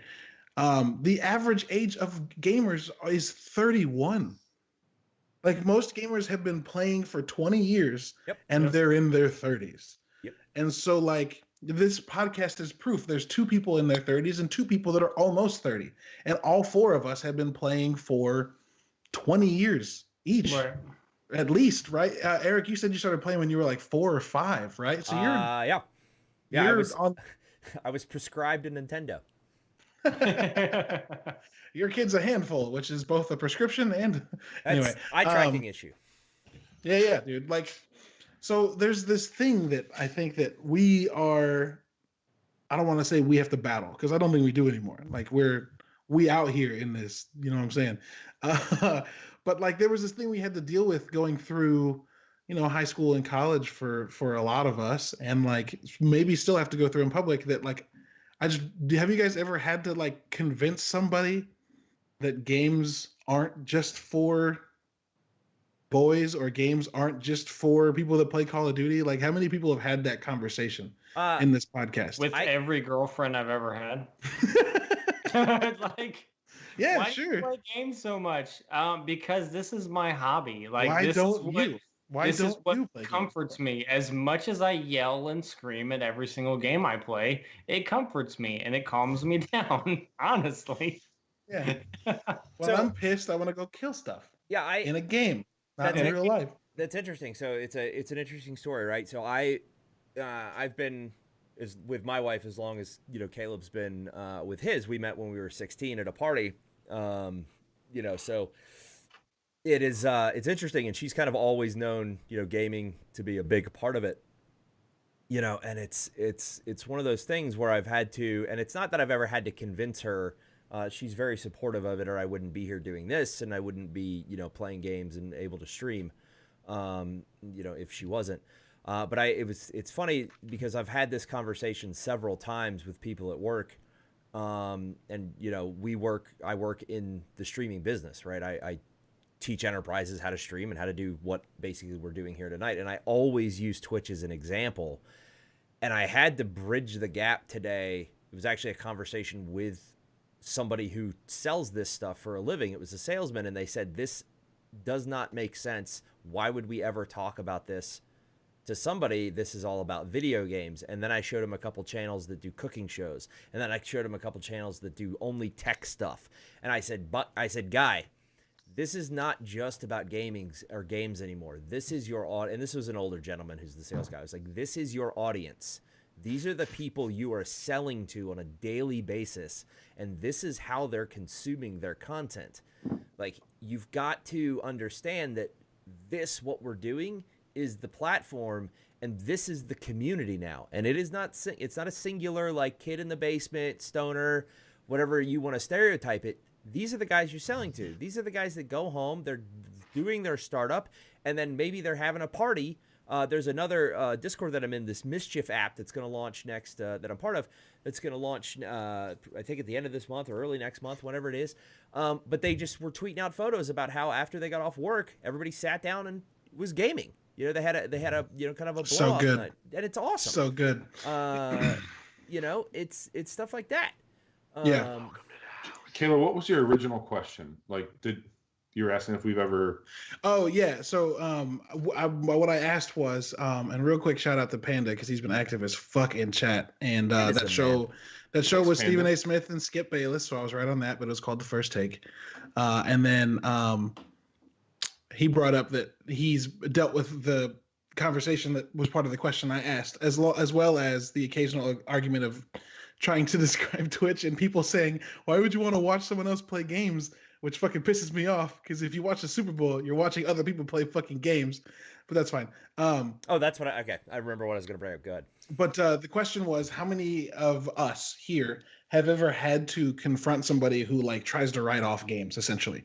And that could be as someone who, like Colin Cowherd, was like, fuck it, it's stupid and it's for children, or people that are like, the only people that play games are, basement dwellers that only play Call of Duty, or just any of this stuff. Like, when have you ever had to convince somebody that a stereotype that they adhere to is just a stereotype and nothing more? Like, it's not real. So for me, I haven't had to really, thankfully, navigate that too much.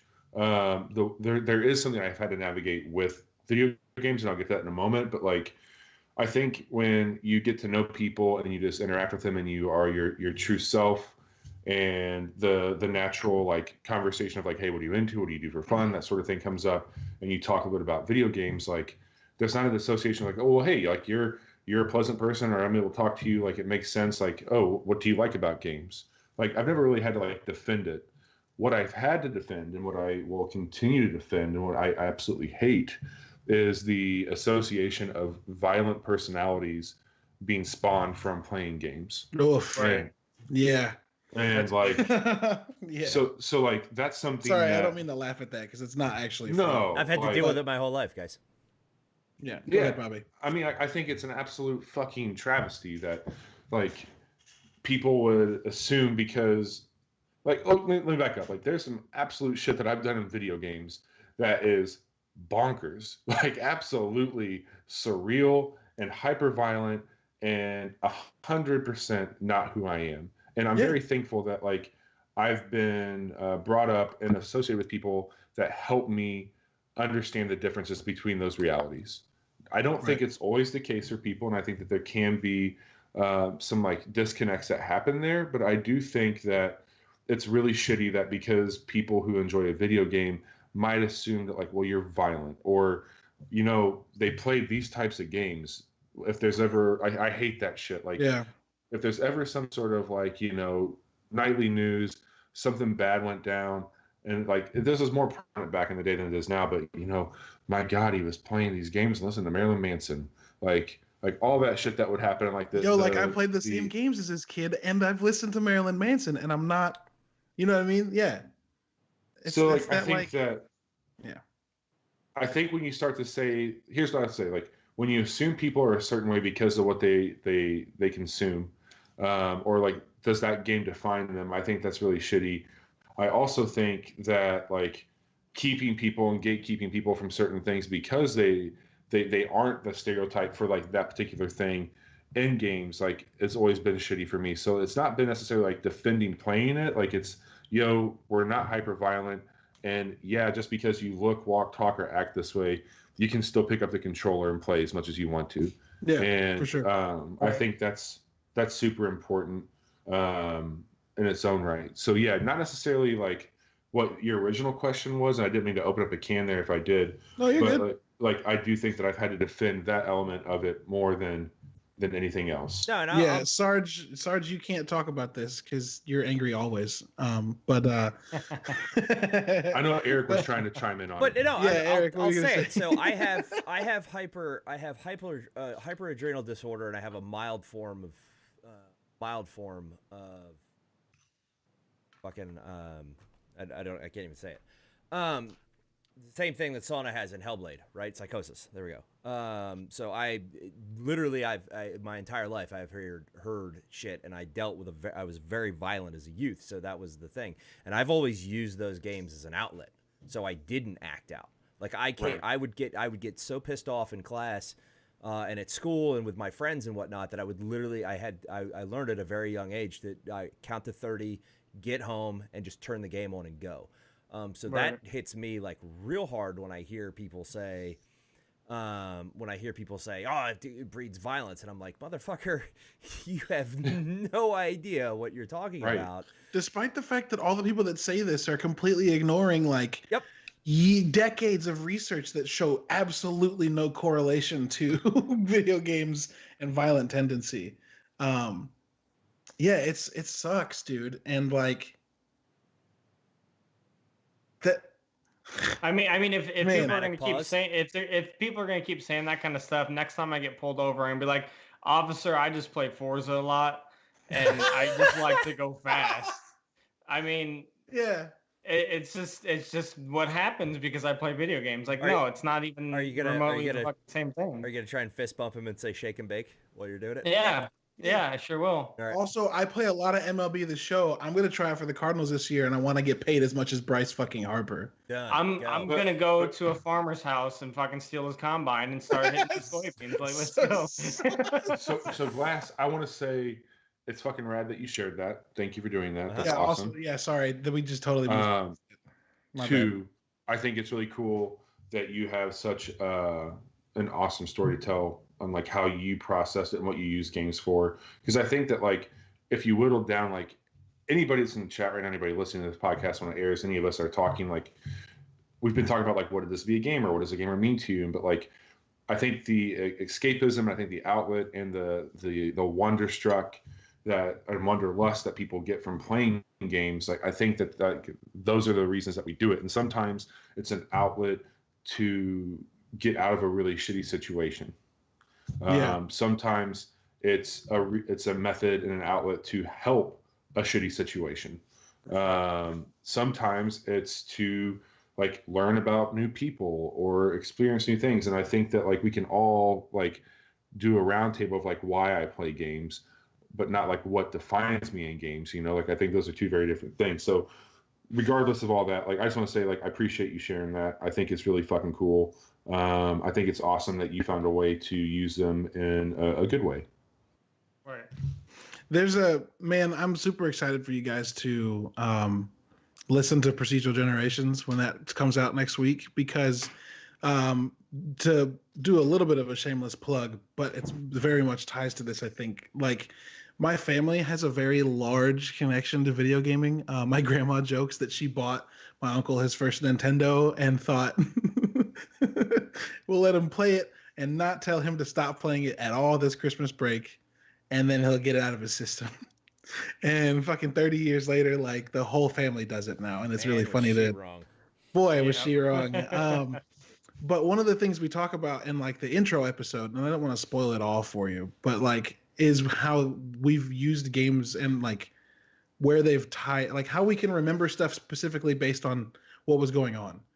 And like there's some stuff in there about how I related to Master Chief when I was a kid, and then like how I related to Shepard playing Mass Effect going through depression, and like being super depressed in college because I gave up on baseball because I wanted to do this, and realizing like, oh, I have to rebuild an identity, and being super depressed, and then being able to take like, you know, those dark moments and go home to my dorm room and turn on Mass Effect and like save the universe, and how like solving the Krogan genophage was like me fixing a problem, and I couldn't fix any of my real life problems, but fixing problems in a game like gave me motivation that like, you know what, maybe I can do this.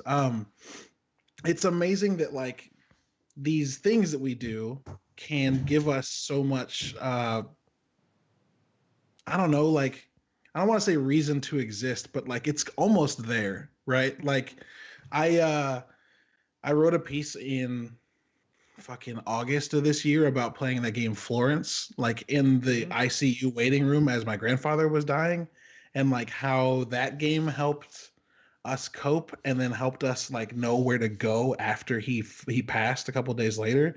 And that like, you know, thinking that games are just this like all violence, all stupid like crazy stuff happening, and like not actually able to speak to people it's fucking ignorant. And like, yeah, dude, like books had the same issue, right? For a while people stopped saying that kids could read certain books because they were afraid what it would cause them to do, and books got banned, and parents got all up in arms and like told teachers they couldn't have their kids read books because of what the books taught them.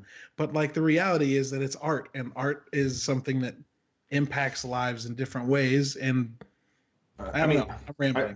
I think so. Like I had heard, you know, back in the day, like somebody was like drawing some comparisons to like why people have such a strong affinity for video games, and like why they want to check them out. But like by no means did I have a tough upbringing. Like it's not like I came from like a very poor situation, but I had a very working class family. And like if we were going to travel, it was like literally like kind of landlocked Midwest to a relative's house for a holiday, and then like back to it, you know, like we were active in our community back home with like sports and school. And so like I didn't get to go and see a whole lot growing up, like physically go and do things. And I think it's why like in my later life I've tried to travel, and like, you know, I have this map behind me for a lot of reasons. But because you're a teacher, Bobby. I am a teacher. My mom's a school teacher, and that's a little like homage to my mom. So anyway, for me, the escapism and the ability to go places in games was something that like I was very drawn to as a kid, like going to do those things, whether it be saving the universe or like I hadn't been on a plane. Like I wasn't on a plane until I was like way late in life. And I remember like playing games where you could fly, and like when they started getting more and more real and you can see things and like these vistas there, like that was like really awesome. And Panda, there was a period when I was playing Minecraft like so much. Like I went through a really rough period in life, and like I used Minecraft as a form of therapy. And I kid you not, like I swear to God, like when I left the house, I started to see grid and like block, and I was just like, this door frame was put together. It looks about 4 blocks tall. Like literally trying to like analyze the real world in a way. It's like how many resources do I need to build this? Like literally doing that shit. So yeah, dude. Like I played so much that like that Tetris effect of like seeing only Minecraft, like it was the real shit. Dude, there was a moment at a Pioneer Days in St. Charles. For those of you who are from St. Louis, that are listening to this, who have ever been here, in historic downtown St. Charles, they do a thing called Pioneer Days, and it's not even called that. That's a different thing, but whatever. They do a festival. Just go make apple butter, shit like that. Yeah, and there's like kettle corn being made in giant cast iron pots, and like. So anyway, there was a I love that video game. There was a dude. There was a tanner who had skins stretched across like wooden frames. And I was like, oh, that's just like Skyrim. And my uncle was like, Skyrim's probably just like that. And I was like, fuck, oh shit. My brain was just like, oh yeah, Skyrim. They're copying Skyrim, and that's absolutely not the case. That shit happens to me all the time. I hear achievements. Like I the other day, Amanda, my wife, she's gonna hate me for this. She farted and I farted simultaneously, without communication, on opposite sides of a room. And in my head, I instantly heard "bookup" because I thought that should be an achievement. I'm stupid. Win with your partner. Yeah. The achievement is called Windbreaker. Oh no. Yeah, I dude. can't even jump in. Can't even jump in anymore at this point. Oh man. So yeah, dude. Like, I guess in wrapping up the main topic before we move on to bounties, like there is. But when you thought gamer back in the day, that might have meant something different. That absolutely meant something different than it means now. And I don't even want to say that back in the day the stereotype was true, because that's just it's just a stereotype, right? And like, sure, there are people that fit into that, but by and large, like go watch Digging in the Crates, right? Digging in the Crates is a Red Bull funded and produced documentary on YouTube, totally free to watch. It's like 5 episodes. They're all like 15 or 20 minutes long, about the origin of video game music and where it starts in Japan. And half of the fucking creators, and one of the most prominent creators of video game music for old Nintendo games back in the day, is a woman. And like half the creators are women.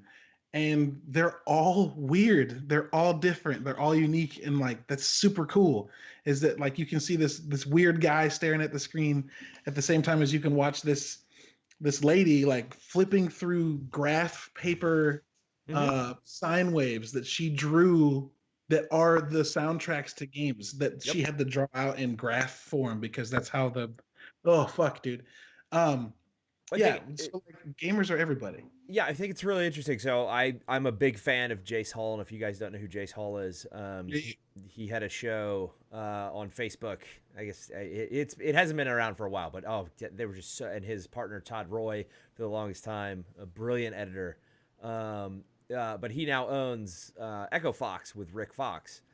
And they're right as they started the team, and the reason I was looking down at my phone so much is because I was scrolling through trying to find the video that I retweeted about, and it's Jace sitting there and he's talking about this exact subject, and he's saying not to so many parents still look at their kids and they're like, oh, they limit the time, and I'm not saying go and let them play all they want. Let them play all they want. But I look at, and the gist of what he was saying is this may create a passion for something else.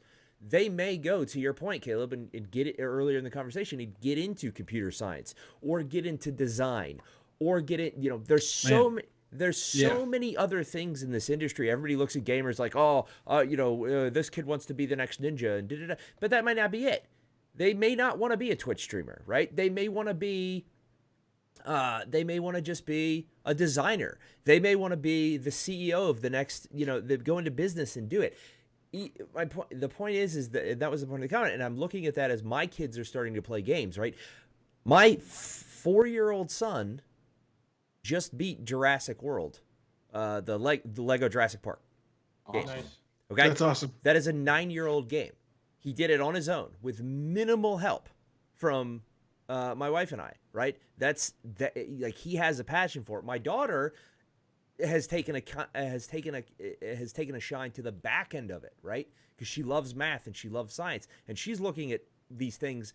The company you used to work for, she still will log on and play with that account that you were kind enough to let us play with.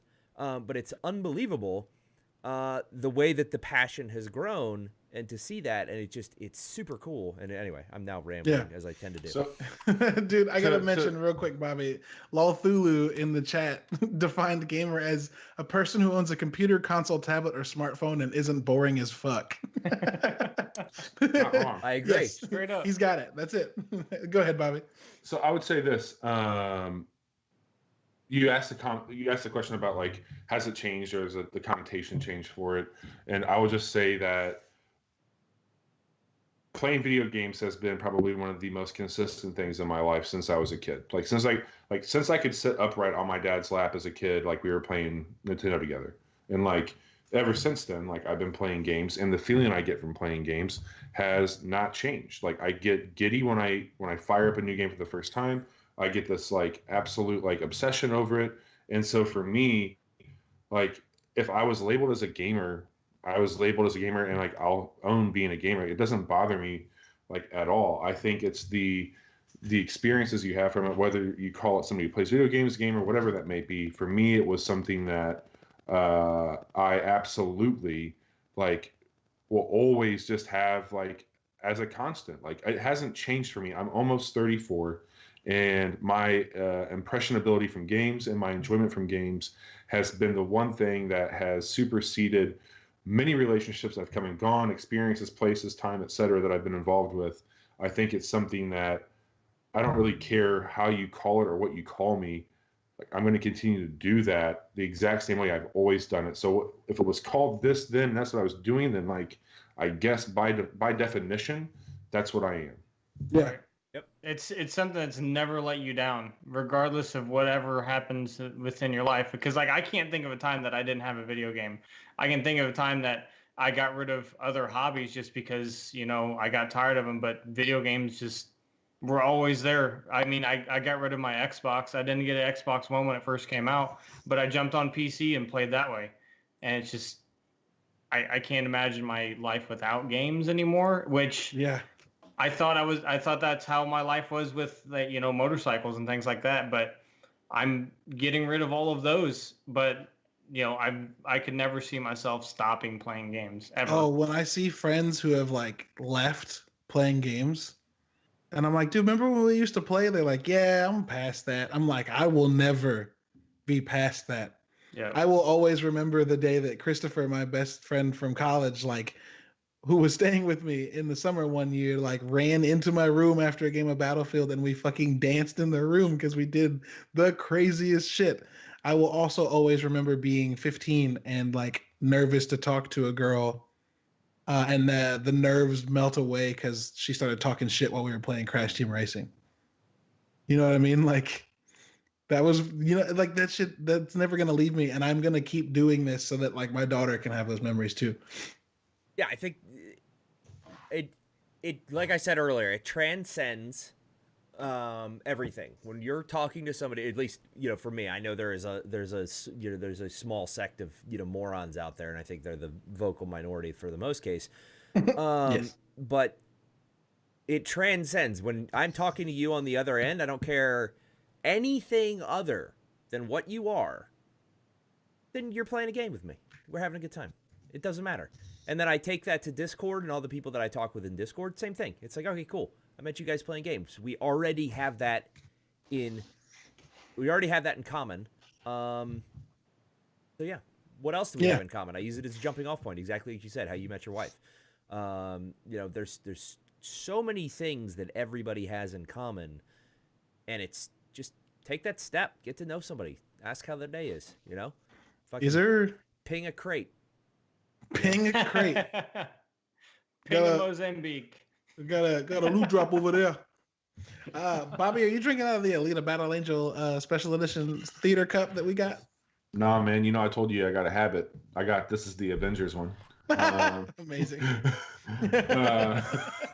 Hold on, what's the habit?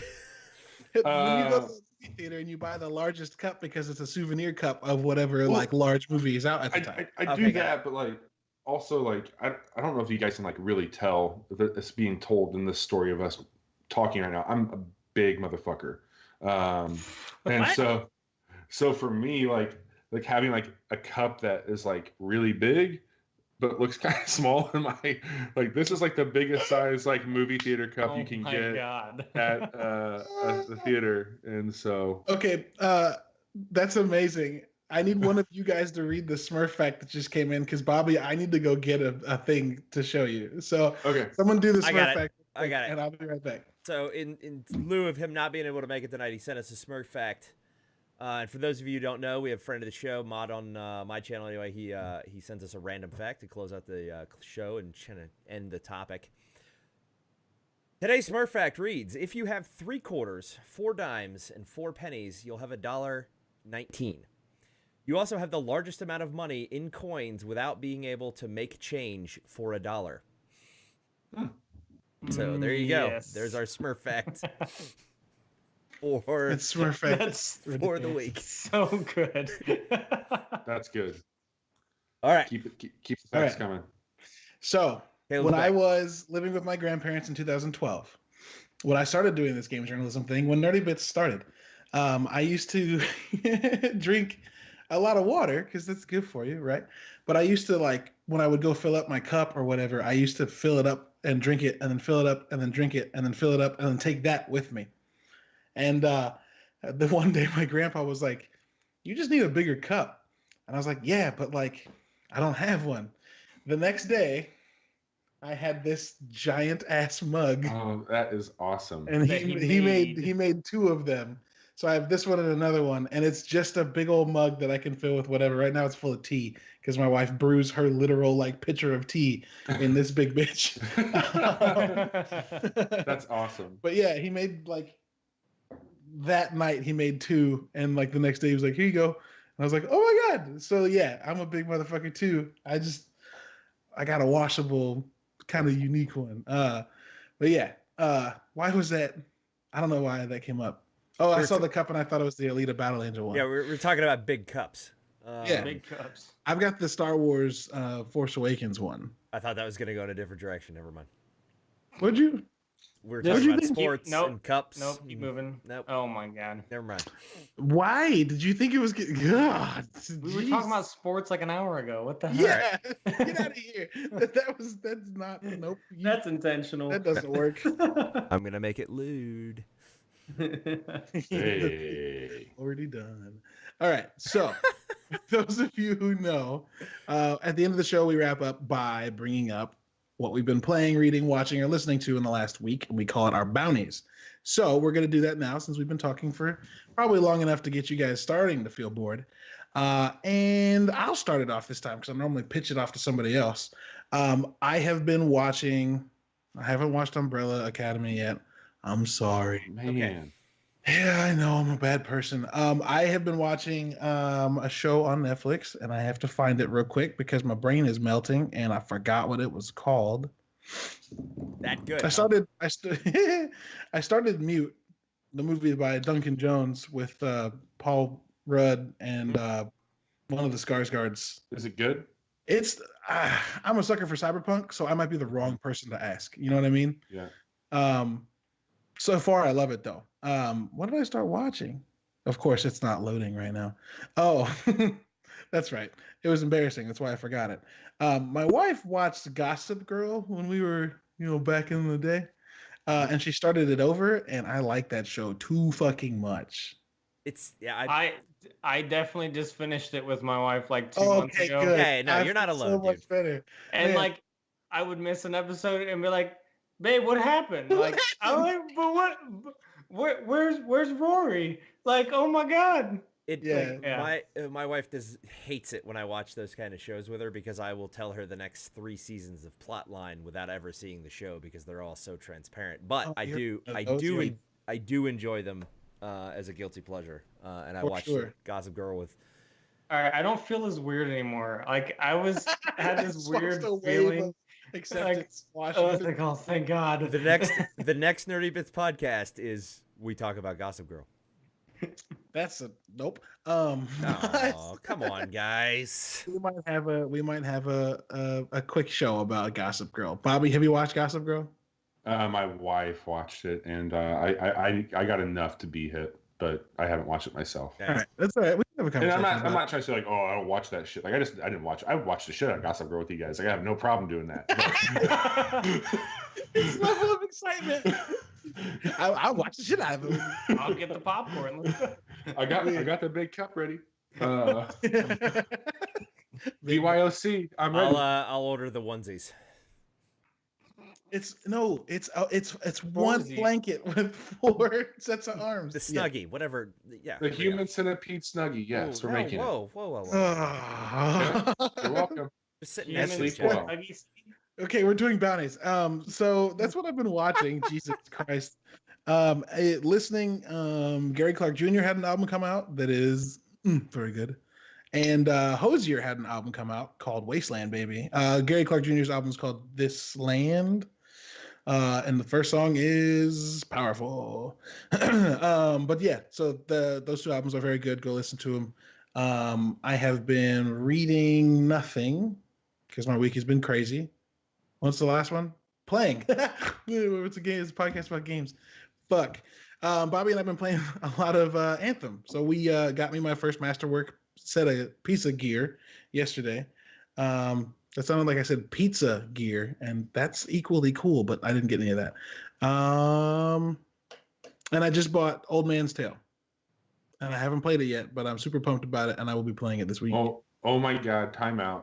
Did you guys see what Panda just said? Panda's got The the blankies. Oh my God! Nuggie for 8 people. Oh my God! Big Bobby Blankies, the soft close sommelier. Yo, you know those like gravity blankets? I want to make a Snuggie out of one of those. Just be like weighted down in my soft clothes. That's what I'm trying to get. No. You just need to sew a bunch of weighted vests. Yeah. What's that clanking? Oh, that's Bobby. He just put a bunch of heavy shit on his blanket. Yeah, this is Bobby with ceramic plates sewn into his blanket. It's bulletproof. And one big ass like movie theater cup. I'm gonna go. Okay, Bobby, what are your bounties? Sorry. So, I bought this book for 2 of my friends this past Christmas, and I immediately hated myself for not getting it for myself. And it's on sale on Amazon, so I picked it up today. It's the game console, a photographic history from Atari to Xbox. Yo, this book is fucking awesome. You can get that for $16.48 right now for the hardcover. It is just like this amazingly done, beautiful, like, I don't know if you can see very well, like they kind of break down all the consoles and break them out to where you can see them. Really cool book. I'm listening to somebody called Goth Babe. And if you're gonna check out Goth Babe, I would say start with a song called Sometimes. It's like a single album. I finished The Umbrella Academy and I watched Captain Marvel. Both are really good. Marvel, I forgot about that. We saw Captain Marvel, and I'm obviously playing a lot of Anthem. I am so close to a masterwork Storm build being complete. Like I'm at 483 right now, so very close to getting that Storm where I want to get them, and that's what my bounties are. Dope, dude. You said the words goth girl. Goth Babe. Sorry, goth babe. Yeah. And I instantly, and still, unless my wife is outside the door, I instantly got like a whiff of perfume, and I don't know why.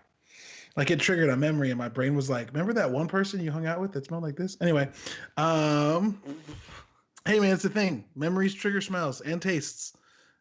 Anyway, not that the word "goth babe" triggered a taste. It didn't. Sorry. Fuck. That's Sarge, that's what the Sarge. face was for. Sarge, what are your bounties? Shows, I'm not really watching anything new. Umbrella Academy is something I want to pick up. You guys have been talking about it. Tech was talking about it the other day. I need to watch that. I've just been watching The Office because I'm either at work or playing games. So, I don't read, so that's out. That's off the table.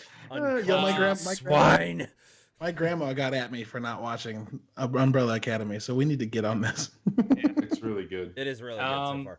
I've been listening to a lot of Tech Supreme music. He's got a lot of good stuff. I put that in the background while I'm gaming. I've been playing a lot of League of Legends. I played about 6 hours today when I got off work. And Sorry. I'm enjoying the hell out of that game. Fuck Good. you. No, I was saying so. I was saying Why? sorry not because you were playing it. I was saying sorry because I was supposed to play it with you, but I had to run a bunch of errands. Yeah, that's true. Yeah. But that's a game I can always pick up, and like even with the new metas and everything, regardless, even all my old skill, like it still works, which is a really good thing. I'm happy they're not changing the game too much to where if you haven't played in a while, you're kind of screwed. Yeah. And then just my normal Apex. I don't own Anthem or anything else good right now, so. Really? Yo, divisions in a. Oh my God, divisions in like 5 days. Yeah. Yep. Yeah. If you bought Yes. Excuse me. Huh? I don't know who that was. anyway, Eric, what do you play? What are you up to, man? Yeah, if you bought anything but the base edition of the game, you actually get access on Monday night. Yo, can I say something about that real quick? All the content they're releasing for that game is free. So paying for a more expensive edition just gets you the free shit a week early. Well, there's going to be a season pass. No, there's a season gonna pass. It include comes shit. with the year one Yeah. pass. Watch the year one content video. All of the stuff they're releasing is free. The year one pass gets you week early access. I'm telling you.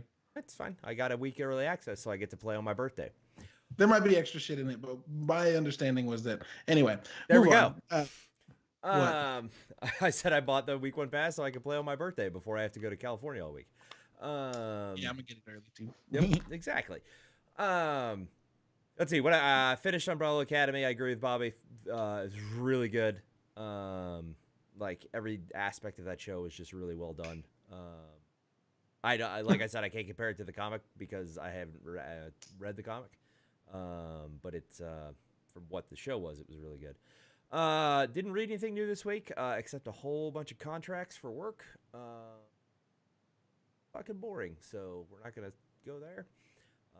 And then, what was the podcast that I started listening to? Waypoint. No. Waypoints. I listen to Waypoint. Okay, that's good. Ready. Everybody should listen to Waypoint. No, it was a non-gaming podcast. What was it about? Damn it! Now I have to find it, and I cannot remember now. I have to find it, and we'll post it in the show notes. But it's it's like a weird, like funny podcast, and now I can't remember the name of it. My brother, and me. Is it kind of funny? Not kind of funny. Hey, Here it is. Got it. It wasn't that Oh, far God. out. Welcome to Night Vale. Oh shit! I was actually gonna say that. Yep. That podcast is not funny. The further you get into it, Yeah. dude. So the first one was kind of I had some chuckles, but that's what everybody's been telling me. It gets really Yeah. not. It gets really twisted. So, It's super good. but yeah, it Yeah. seems good. Yeah. Playing. What you been playing? Apex. What'd you play yesterday? Which things, baby? Woo! It's good. Man, it was good. If you guys want to go check the VOD, You're not. I was beside myself, guys. Bobby and I were playing Anthem, and I was like, "Yo, go to Eric's, just go to Hybrid, just go right now." And he was like, "What?" it was fun. It was amazing. It was a good time. It was a good time. I couldn't believe what was happening with that, and I am so happy to have been able to experience it. It was life altering. Good. I went to bed smiling, and I woke up smiling thinking about it. Good. Can I woke up with no soft clothes on? no. You woke up in his native in his. I woke up in one of those. I fit one of those 8-man blankies after watching that. What the fuck? So disturbing. That's so disturbing. Oh my god. Let me say this really quick. I guess back on rails. Oh, there's no The Division 2's DLC. Here's what's going to happen. So yes, Caleb, it is completely free for all of their DLC that's coming out. So the season pass doesn't really do shit for you there. However, they came up with the idea for this to allow players. So all content that drops, you'll get a week early having the season pass. Yep. You will have access to certain exclusive activities. You will have exclusive customization items, and then there's more that they will give people with the season pass. They're saying throughout the year. So probably like cosmetics items and shit like that, maybe.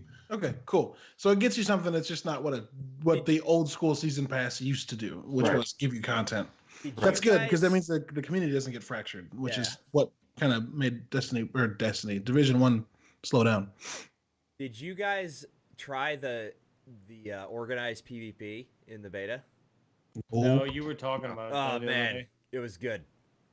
It was good. Yeah. 4v4 squad.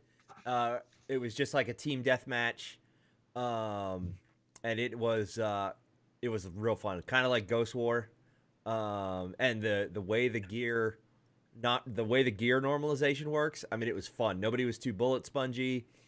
There was somebody in there who was max level already, and I went in as level 2, and I was working them, which was awesome. That's awesome. Yeah, it's gonna be fun. So that's been our show, everybody. Sorry for the rambliness of us. We're all kind of stressed and excited because we are headed to the Twitch STL meetup this weekend. Ryan and I will be there from 2 to midnight. Bobby will be showing up around 7:30, 8 o'clock. We'll be interviewing people from 4 to 9. And then if we can, if we are of sound minds, we will record a little bit of a wrap-up show afterwards around 10. But that's this Saturday from 2 to midnight. We will be doing that through the nerdybits TV Twitch channel because we're actually going to start that shit going. Which I guess means that this might be the last episode for Bounty Board on In the House of Glass. We should have made a bigger deal about this. Yeah, we'll see. Because we'll figure it out offline. We'll see what happens. You know what? Maybe we'll figure out a send off. We'll let you know. But yeah, this weekend is big. We're super excited. There's 300 RSVPs for this event in St. Louis at Moonbase Market. I'll throw the link in the show notes so people can hop in and see it.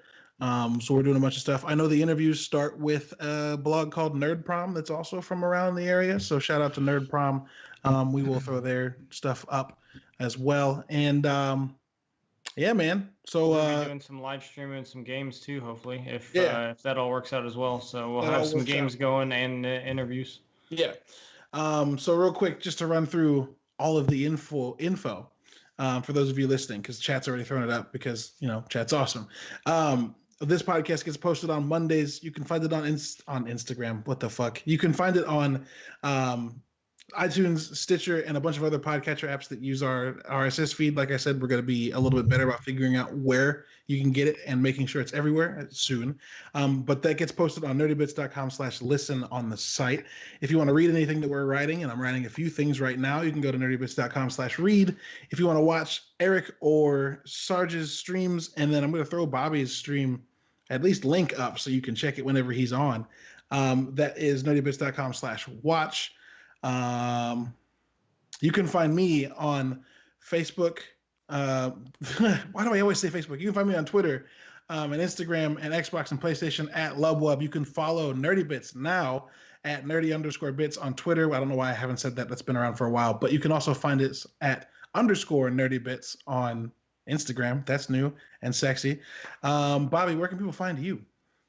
Lumberjacksmack.com is gonna be the best spot right now. I've got all my social links in the upper right hand corner. I'm still trying to get unification across all that, but Lumberjack Smack is the easiest way to find me on most places. Still shadowboxing that kid for his identity. Sarge, where can people find you? Sergeant Sodium on Twitter, Twitch, Xbox, and hopefully soon on Instagram. So we'll see what we can do with that. Dope. And Eric, where can people find you? Hybrid Glass, everywhere. I Sweet. was lucky. Plus, nobody wanted this name because it's weird. That's it. Yeah, what does it even mean? It was every combination. I was one of the first 1,000 people in Gmail, and every combination I could find of my name was taken. So I just said, all right, let's throw this in there. Thank God you didn't pick something stupid. Yep. Thanks for listening, everybody. I think that shadowboxing for your identity is a great name for an album, and maybe the new sign off for this podcast. So thanks for listening, everybody. And if you have to, go shadowbox somebody for your identity. Good night. It's not as fun as it sounds. No, it's certainly not. No, that was the worst. Peace works better, but that's Austin Walker. So I'll suffice it to say, the fire rises. Yeah. Oh. Because that doesn't belong to anybody Yes, brother. else. Thanks for listening, guys. Peace. Better guys. See you guys.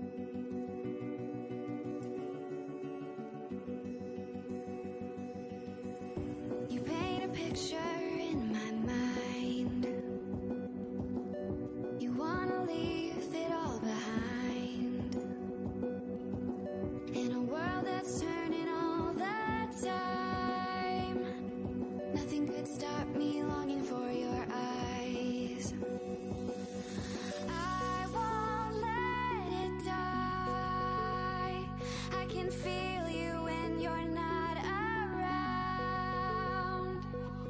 When the night gets cold, I won't be alone. We won't be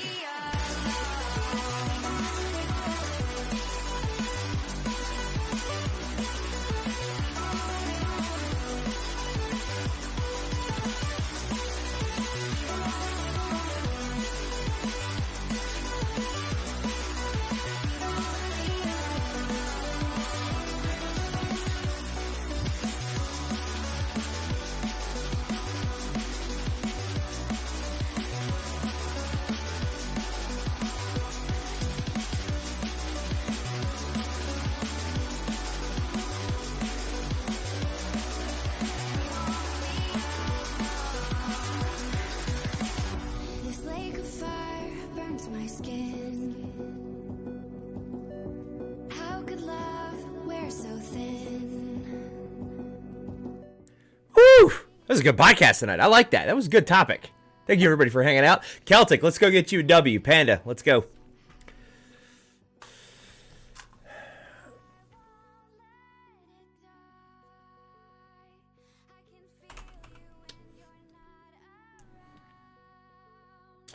So Panda, I want to. We need to sync up. Because I have an idea.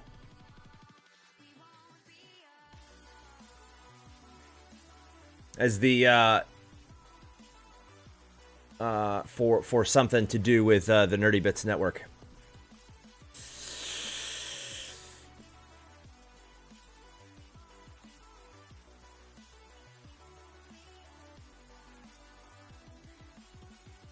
But we'll talk about it. We'll give you a call.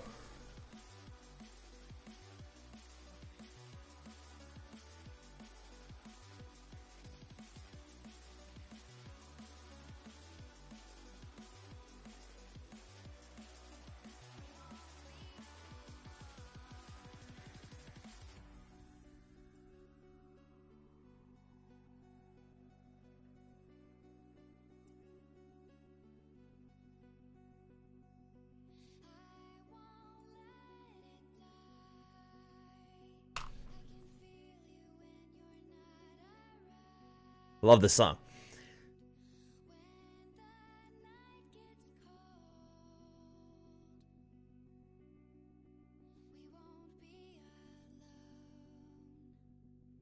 All right, starting. I just started the party, so you guys can join on moi when ready. Hey guys, we're at 420 followers. 420. That's hysterical.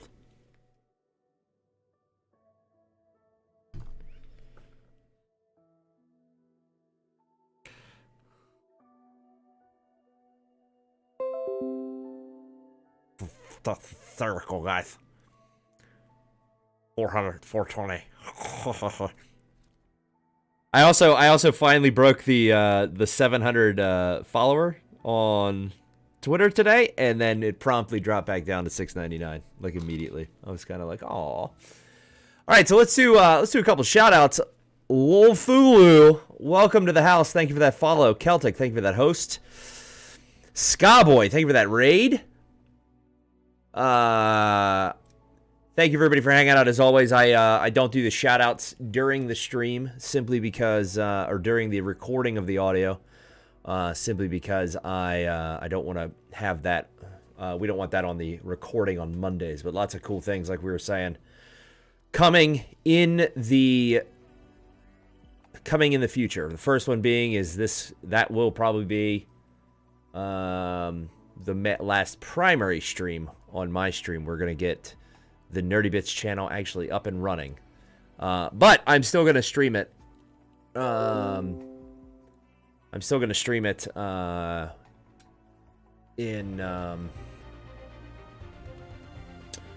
just we're going to do like a co-stream because I'll just have to make a new layout because I'm working on something for Twitch Sings too. Working on Twitch Sings layout. Yes, I am. Celtic, are you here? Oh. Oh, I have an Apex pack, guys. Let's see what that is.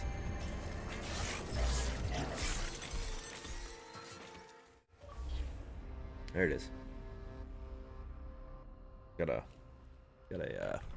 Who is that? Caustic. Alright, you in? Alright. If I could give it to you, I would.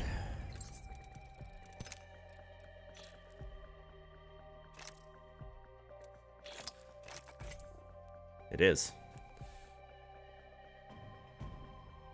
That podcast went in a totally different direction than I thought we all thought it was going to all week. In the Nerdy Bits Discord, we were all talking about like what we were gonna stay away from and everything else, and it ended up being kind of warm and fuzzy.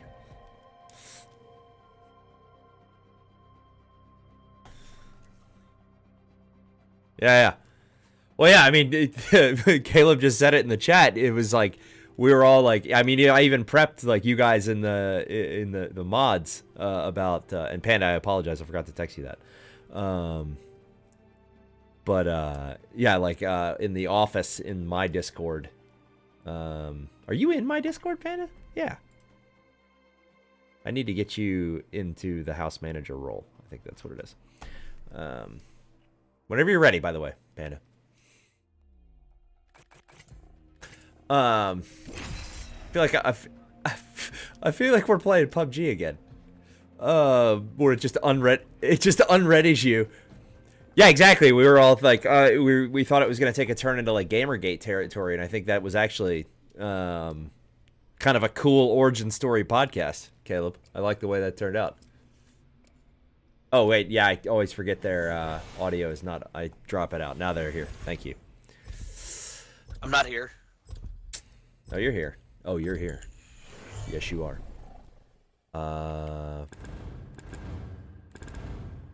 Yep. He's ask. I just hope I don't have to fight with that smiling robot. I'm just kidding. He's You want fine. Mirage? Everyone's We want a W, right? Yep. As fun, we will be gifted with I've got everything you need. Bloodhound's a good way to do that. The one thing I'll say is anybody finds a Prowler, give it to me. It's the only gun I'm actually halfway decent with. Prowler Hemlock, those guns freaking Introducing rip. I your will champion. only call it out. Better find me before I find you. Ooh, I like that Bloodhound pose. enemy spotted. Yeah, no. I'll let you guys handle this. You guys are the pros. Oh my lord. Target spotted. Let's land They're everywhere. Where do you want to go?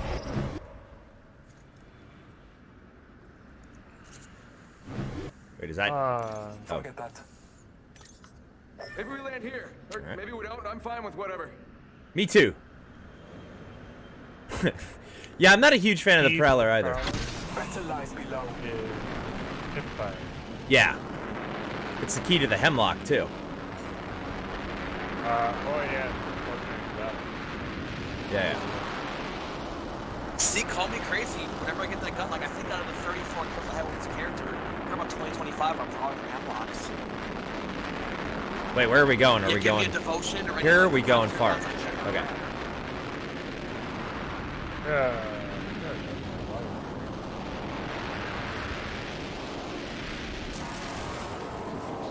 Voices. A little too quiet. First blood.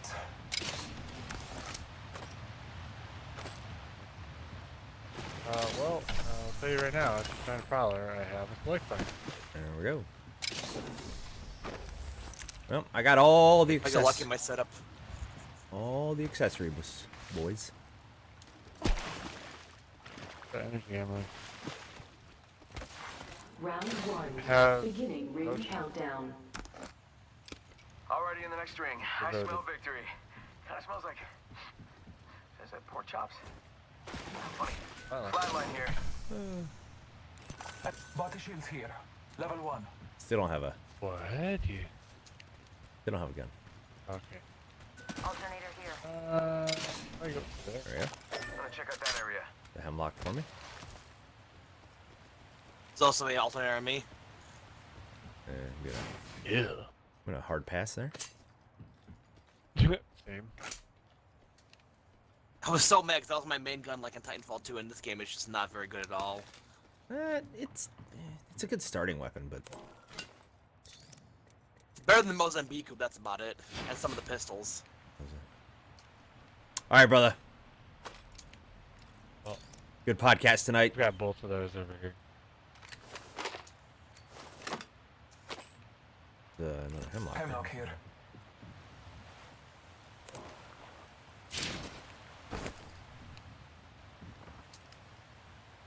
I agree, Sodium. I agree. Anybody rocking a and or longbow? I already have a sculptor, sir.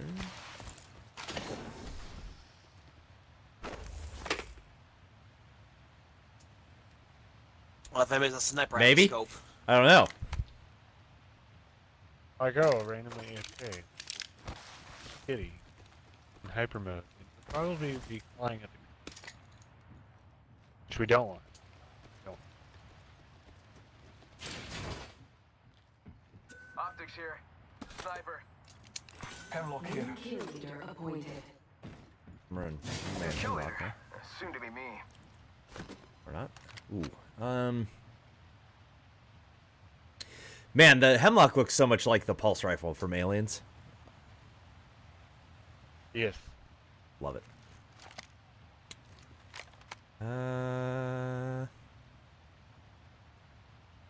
No, we're gonna keep the hemlock. Heavy ammo here. 60 rounds of heavy right there.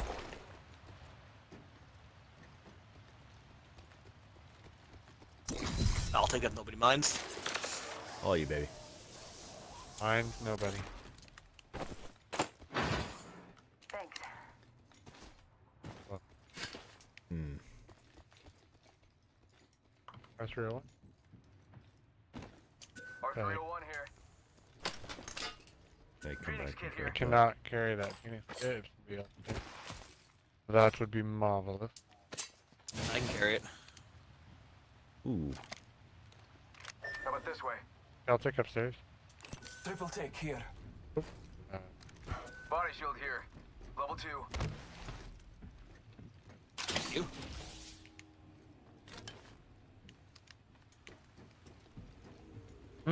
triple take. Add the choke, maybe.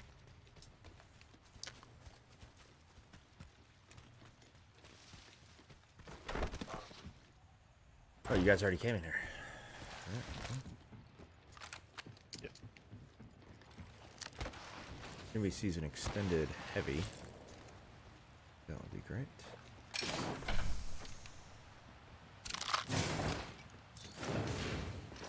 Here, I've got Actually, I a haven't- light mag, blue. Here. We got a new house member. R99's More game inside. looks pretty cool. Ah, Sodium coming in with that gifted sub to nerdybits TV. Welcome. Let's see them emotes in the chat, boys. Let's see that hype emote. Oh, where'd you guys go? I ran all down the hill like a crazy man. Scanning the area. Ah, there it is. That's the northwest. Or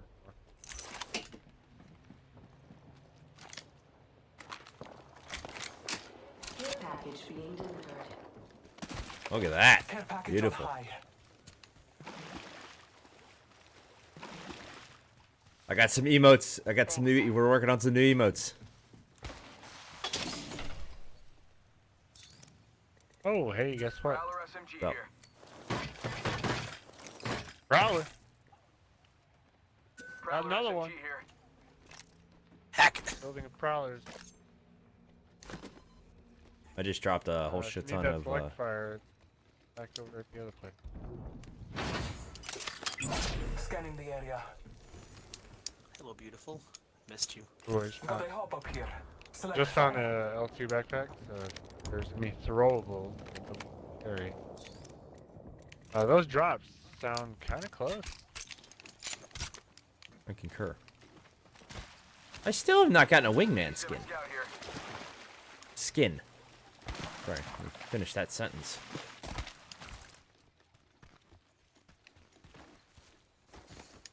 Okay. I think I have an epic.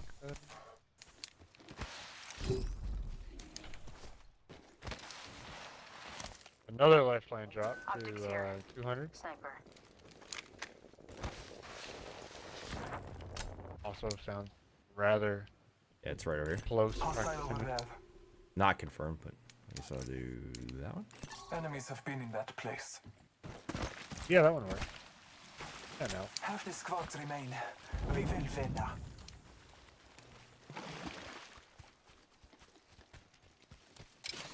Climb in here. Two unlooted supply bins right up there. Gotta help up here. Skull piercer. Wingman here. Ultimate accelerant here.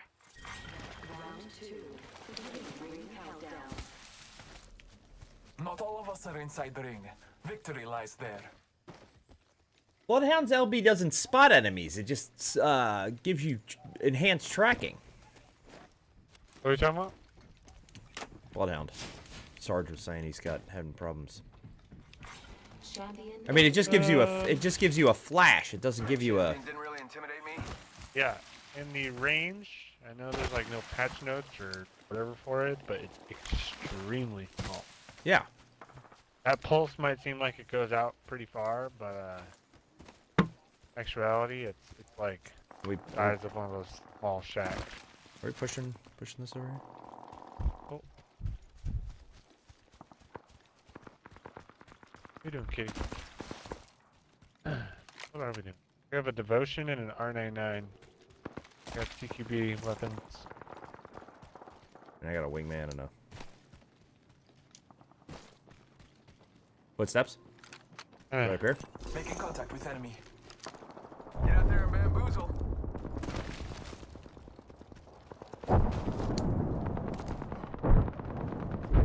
Yep. Footsteps right here. 13 seconds, 14 seconds ago. Oh yeah, I think a wraith is above us. No other portals down there. Heads up, got one here. Oh yeah, we got a lot of people here, guys. Did you just take the portal? Heads up, got one here. Heard that. Hostile spotted. We take zipline to the right and cut them off, maybe? Well, I was hoping they would bring the portal back. Or are you camping one of the ends? Yeah.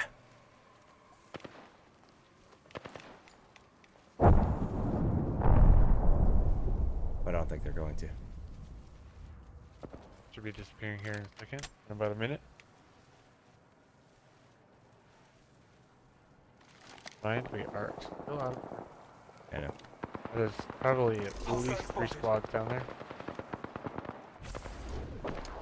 Portal's gone. Alright. Definitely 3 squads. 1 minute until close. Rings nearby. Oh, circle's this way. My bad. Yeah. Yeah, let's go up to the right. Sorry.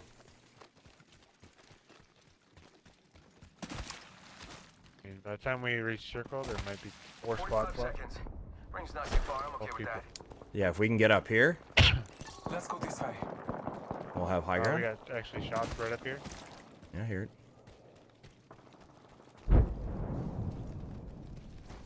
Less than 30 seconds. Ring standby. All Father, give me sight. At short range.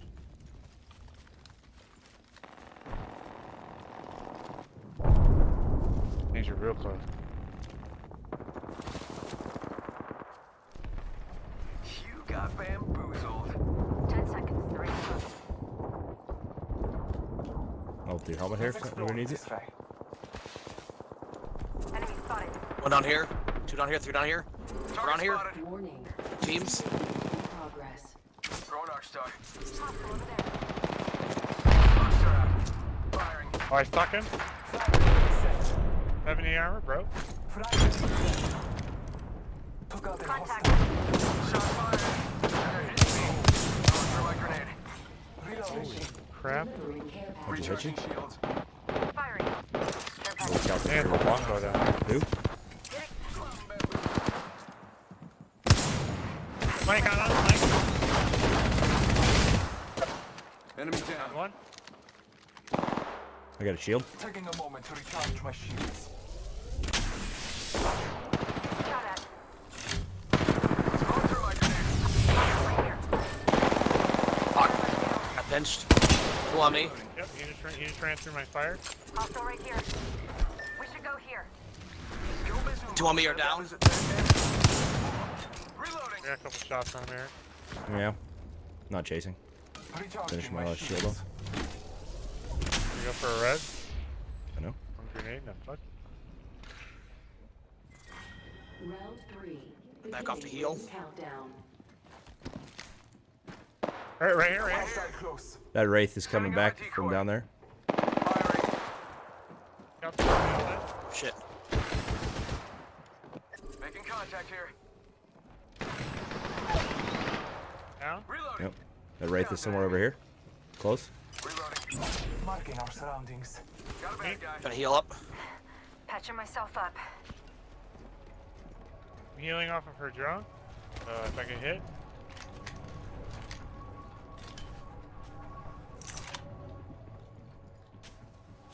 He's real close, guys.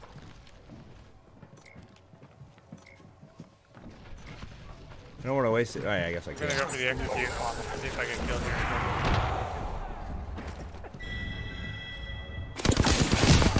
Oh, yeah, right here. Right here. Fallen. Let's go this Oh yeah, she is. It's a Bloodhound. Reloading. Built there. Hang tight. Right here, behind us. contact enemy. Hostile. Another team. Sword. Enemy down. Making contact with enemy.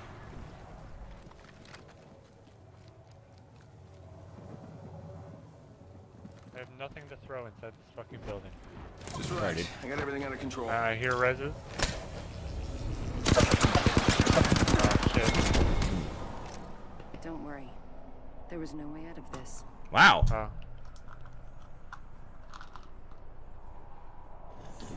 By the way, that animation for reviving takes forever to get out of. Mm-hmm. Those things live? One here, one here. Contact with Resing, target. resing. Shit, stop. Contact with target.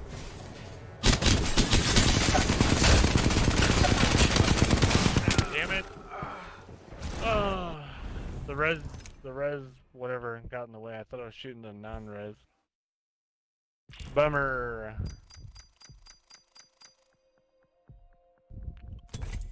All right, we'll get it. We'll get it. We'll get it. That was fucking really good though. Felt loose that game. All right, later, man. Ooh, look at that little ball cap next to your name. I like it. I like it. I like it. Thank you, Sodium, for gifting that sub. Fine, gentlemen. Did we give Sodium a shout out? Oh, right on you with that. No. I'm not worried about it. I'm just wondering if you did it. I can do it.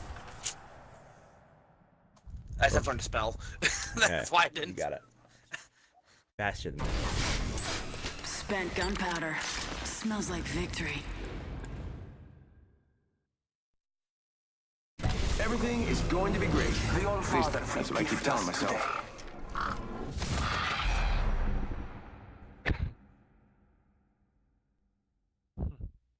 Wonder how. I guess Kiwi said he wasn't feeling well. What's up, Smurfer? How are you, sir?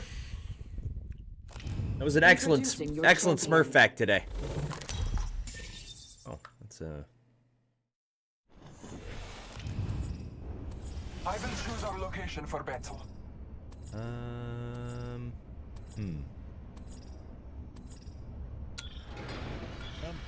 do you think, Panda?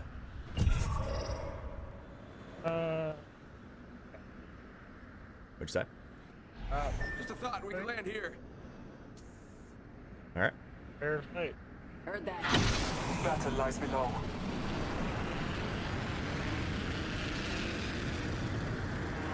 That was a good fact.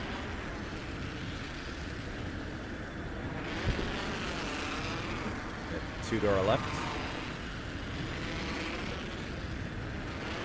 hit the right There's thing. something good there. Oh, there's 3 land here too.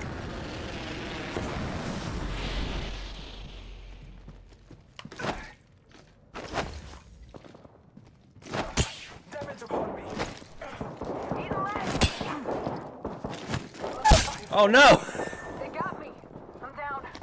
Reloading. Tango near me. Enemy down. Tango near me.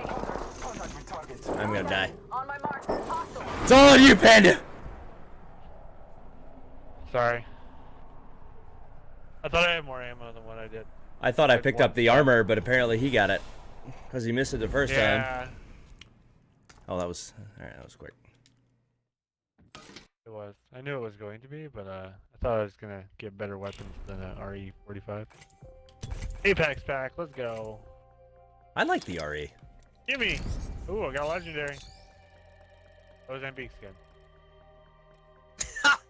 No, it's Celtic. We're trying to get... not right now. We're trying to get Celtic his first win. You will probably not, though. Alive. I'm cursed to not win. No, we'll get it for you. There's a wingman skin, and I will take it. For sure. Oh, that's what I wanted to say. Do I have a... I don't... No, I literally don't have a wingman skin. You have to get one. Oh, come here, kitty. That's unfortunate. Legendary wingman skin, the Thermal Rise. Let me take a look at this bad boy right quick. Thermal Rise. Looks pretty cool. I'll make sure to rock a wingman just so you can see it. Bask in its glory. I was gonna unlock one with my bits. Whatever they're crafting materials. Bits. Crafting Yeah, let's just call them bits. bits. I like that. That's not copyrighted by Twitch, right? Not yet. Did you see Mixer? Mixer's got sparkles now? Or wait, no, sorry, not sparkles. Sparks. My bad. Sparks. Ineptitude is the true killer. Mixer has a lot of really interesting concepts to it. Like the ability to level and earn. Today will be our day. Fight I hard. just The winner's out there. the more you looking stream, for the you. more you watch, the more you interact. I We'll just find you if you let it. I don't until Microsoft puts forth a monetary plan for people to stream on it outside of paying people to go over there. I just don't see it having. They have a subsystem right now. This is your champion. Yeah, but it's not nearly as popular as what Twitch is what I'm getting at. I don't think the payouts are. Of course, yeah. I don't think that's what I was. I watched some other streamer videos, and they said that if you do want to start getting I will choose our saying location Mixer's for the place rental. to be right now because it lacks the pro streamer scene that Right. Twitch has with Right. you know Ninja and Lupo and Dr. Disrespect. Yeah, yeah. This Shroud. I mean, Mixer. There are no popular streamers yet. Nope. Where are we going, by the way? And the accessibility, I feel, is a lot easier to Prepare for battle. Twitch, you still gotta open up the app. You gotta open up the game. Your game's open. Oh yeah, you're talking about You gotta for go back. integrating.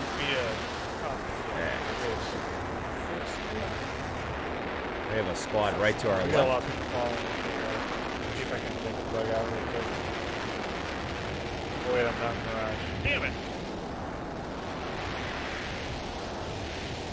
We're going far side? Yeah. Celtic broke off. I'm still with you guys. Okay, good. Independent Alright, let's check out Caustic and his new buffs, man. I'm gonna check out this this prowler I got because we're already good. I got a Prowler gas too. trap deployed. Get it. Marking our surroundings. Round one. Beginning ring countdown. Hostile close. Is that confirmed? Peacekeeper here.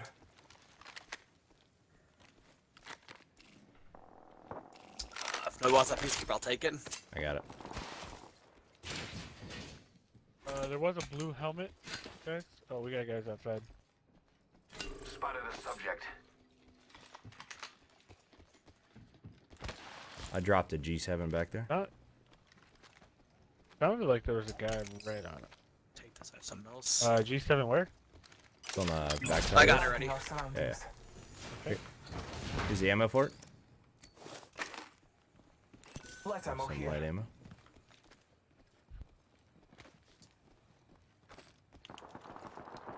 That's what I wanted to hear. Paying close attention to that area. Going over here, guys. Going to examine this Going area. with There is a new kill leader. No kill leader. I must confess, it's what I long Not for. been hit yet. Knockdown shield here. Level 1.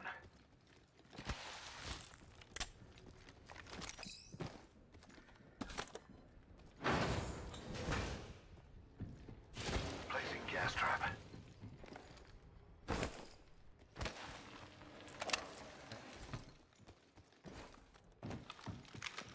Those gunshots that were pretty close to us didn't really last that long, did they?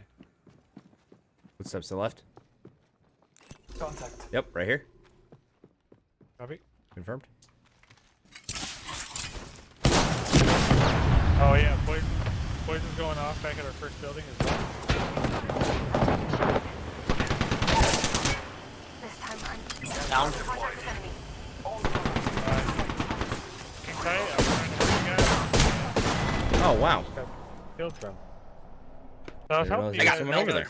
sniped. Yeah, I got sniped with a Havoc. I don't know how he did that. Wish I was that good. I'm not. Combined team 50 damage. I honestly don't know. Like, I don't know where I got shot from.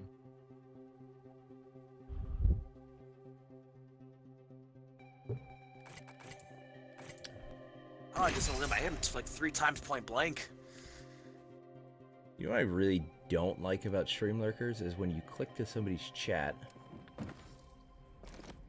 you can't, because the windows are so small.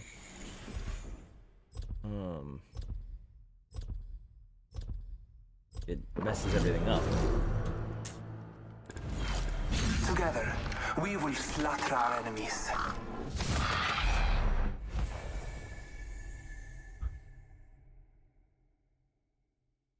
One thing is certain. Someone Are you will wondering die. about somebody or? No. I was just I was watching Elvira With the play right Devil May moves. Cry. Take this win. Just lurking in her stream, but when I click on something to say, you know, hi, it the chat rules just cover everything up. Oh, okay, This okay. is your champion.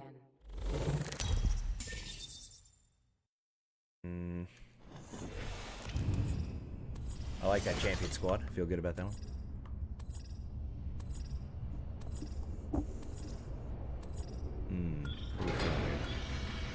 Could run airbase back. I say we We land weren't here. that airbase. Or whatever this is called over here. Artillery. There we I go. was thinking This landing area will prove beneficial. I feel most alive when rapidly approaching my death. Enemy spotted. I kind of wish this map was a bit bigger. That's my one peeve about it. No matter where you're gonna run this I on. suggest we do some research in this area. What I like about it.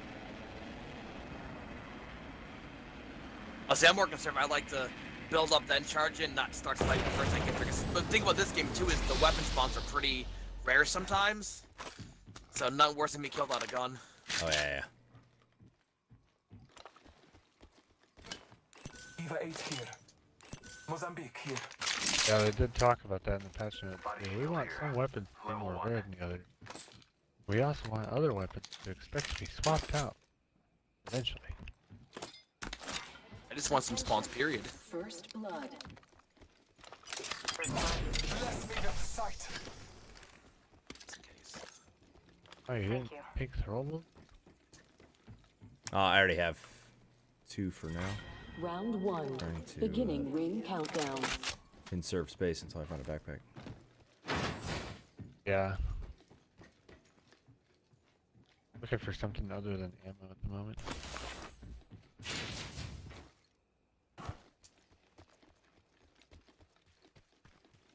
Not like I just heard a robot. Did hear a robot. Hey, robot.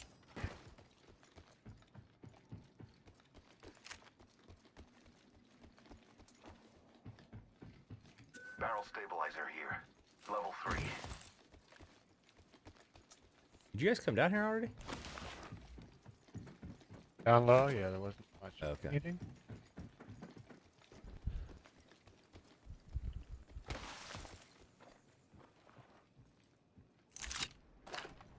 Eva 8 here.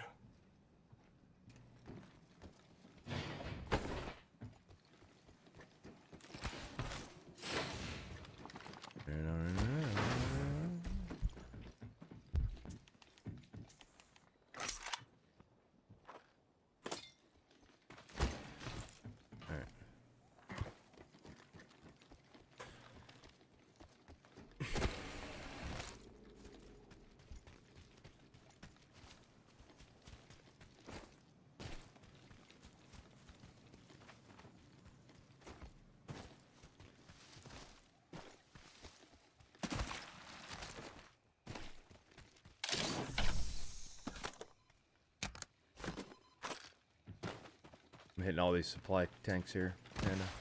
I'm coming. There we go. I seen ya. Oh, what does that do? A large recoil reduction. Cool. I'm glad I got it on a...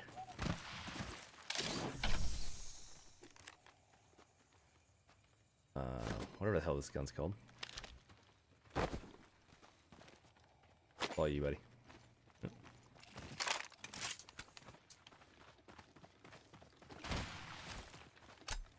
Alternator. I don't know why I can't remember that. Scanning the area. Optics here. Mid-range. There's your Barrel Havoc. extended light mag here. Level 1.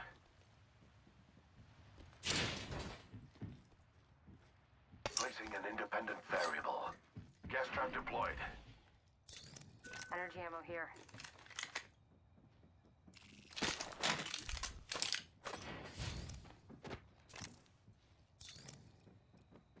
Energy ammo here.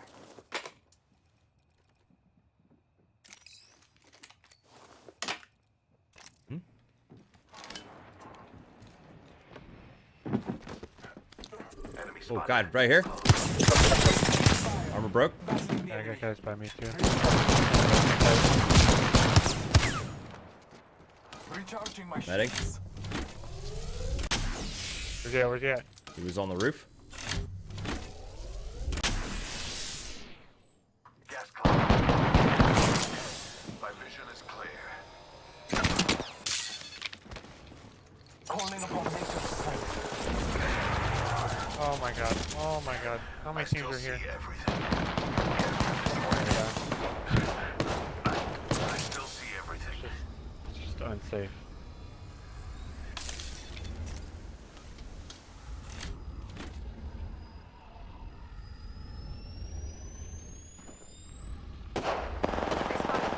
Well, count to come off you. The ring is moving for the Careful. fighters. Another No one Havoc. is inside. Oh, I missed that last shot. His ult is ending. Contact with enemy.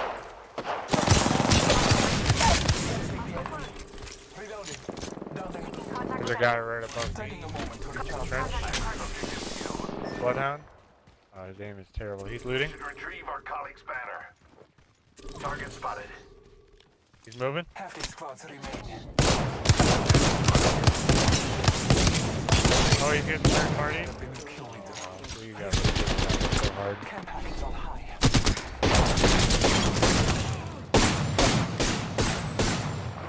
This guy just split. This guy is looting over here. Wow. You played.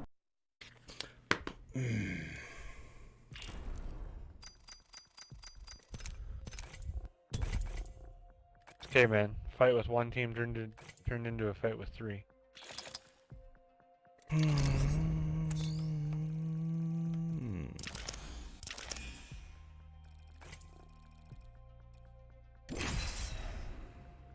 I got stalked so hard by a bloodhound. Yeah. It happens, man. It happens.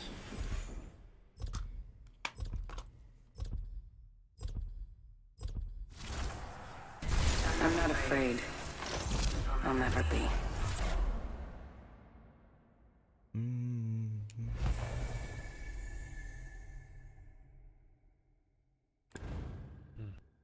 Try Mirage. It's a fine line. Not gonna lie, Avoid I'm pretty good death at this. as closely Okay, as I do possible. lie, but not this time.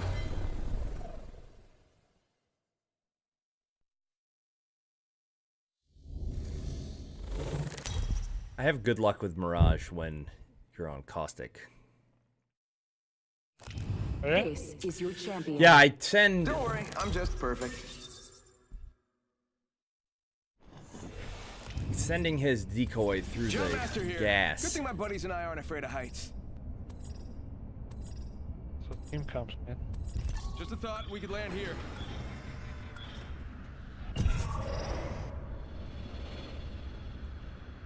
Heard that? Yeah? Follow the leader. Yeah, we might play the main places to go either airbase or market. Sometimes swamp or not swamp, slump lakes. Oh, there's like 4 teams, 3 teams. One with us and 2 are left.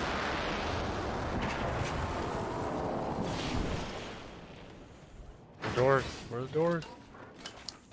Gas trap deployed.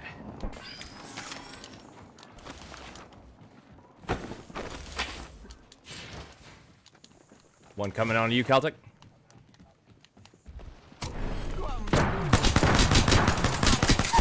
Knocked. Reloading. Hit with grenade. All types of people in on me. Target spotted. Throwing frag. Good fight, guys. Getting shot. They spotted me. I have no bullets left. On me. Here. You're free. Spotted a subject. Round 1. Spotted one.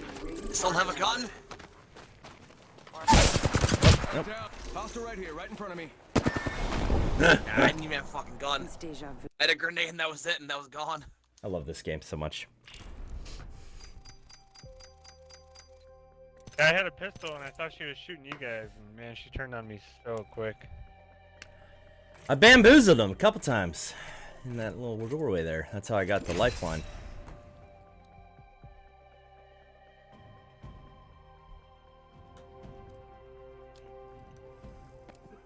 I love that this game goes so fast. It's, you know, it's drop in, go, boom. You know, all right, great. Yes. Not gonna lie, I'm pretty good at this. Okay, I do lie, but not this time.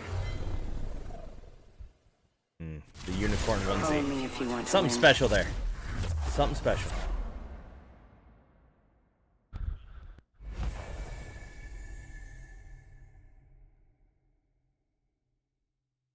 If I may be honest, I find death fascinating.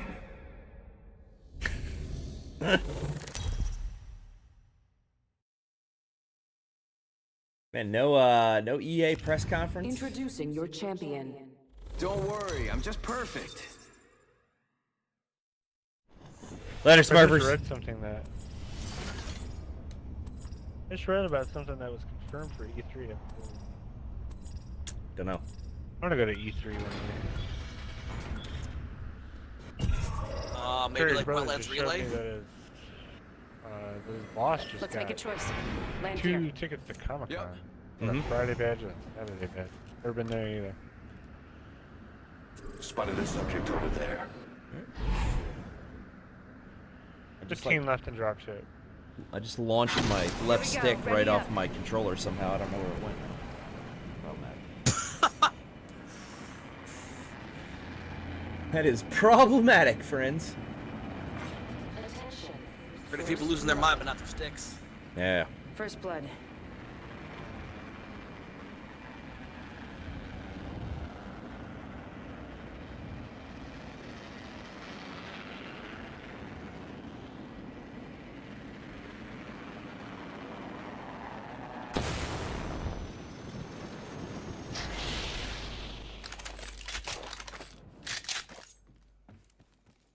2 backpacks. Alright. Good start. Attention. There is There's actually no items in the usual items. New kill leader, soon to be me. Yeah, I noticed that a little bit too. Havoc here. Round 1. Beginning ring countdown. Next ring's far. I feel like it. It's not that Sending out my far. decoy. Dramatic Mirage. There's Nita.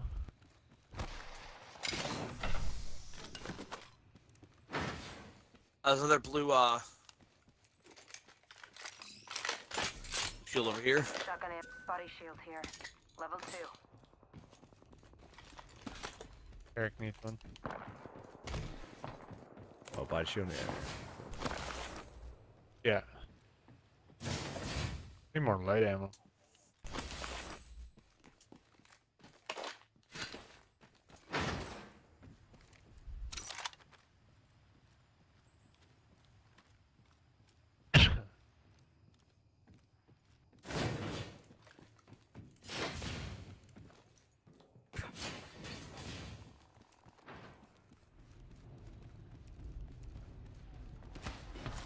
That's a prowler. Target spotted here. Extended light mag here. Ignore that. Level 1. Is that what you were trying to? Let's go. Energy ammo here. Trying to tag the light. Send it back.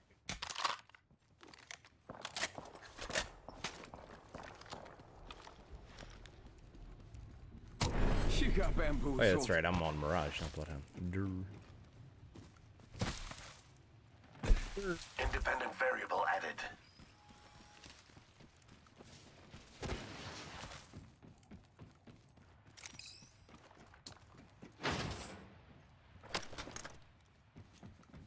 Hemlock What? here. Another Havoc. Take the hemlock. No, I did not.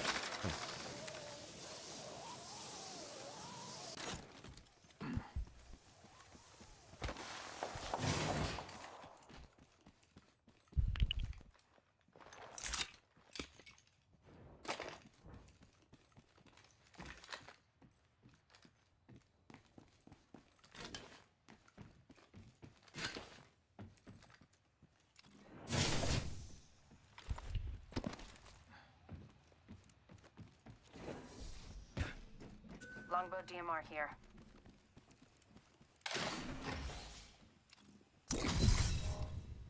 Probably no optics to go with that.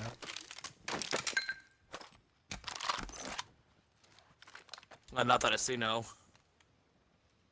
Ultimate Body shield accelerant here. here. Level 2. Gas trap deployed.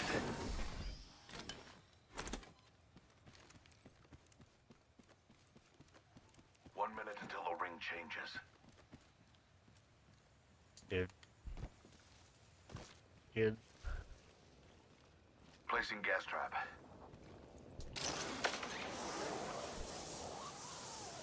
The ring is distant. 45 seconds before closure. Gotta hop up here. Skull piercer.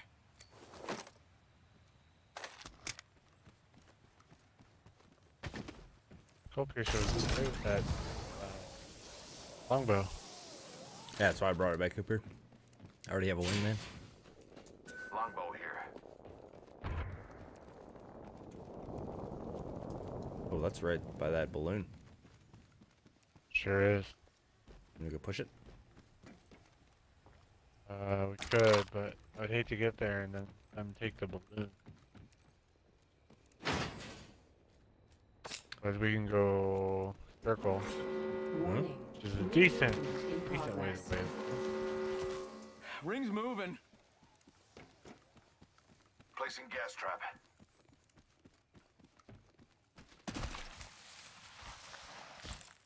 I'm going to head up these 3 crates real quick. I'm gonna stay on Panda then. Yeah.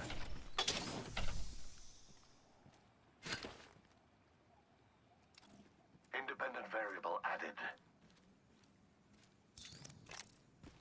Wholly Placing an unproductive. independent variable. Attention. I like that they Delivery reduced package. caustic cooldown Package between coming in. gas tosses. Right. Assuming you guys. So are for always caustic, pulling those right act as like trip mines, poison mines. Something Yeah. there. Yeah, I get hit markers if one goes off. Okay. And I can see them pretty damn far away. Like right now, looking back to the north, I see my farthest one is, I don't know, far. Get out there and bamboozle. I just unlocked the caustic and I was gonna mess around with them, but I had no idea how it worked. Yeah, like I Played said, one game and I'll I hop up threw here, a trap at somebody. skull piercer. Like a grenade.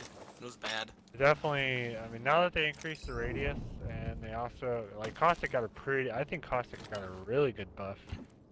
You know, increased radius on his traps, decreased the time it takes for somebody to take damage. I guess there was too long of a delay. I mean, they'd set off the trap and just walk through it. Mhm. That takes damage. And the cooldown to decrease how, or I guess, hasten the ability to toss your things. And as soon as you throw 3, you can have up to 6. As soon as you throw 3, I feel like waiting forever. Celtic circles coming. Gas trap. You know, I see it. I'm doing my best. There's definitely going to be teams coming through this circle.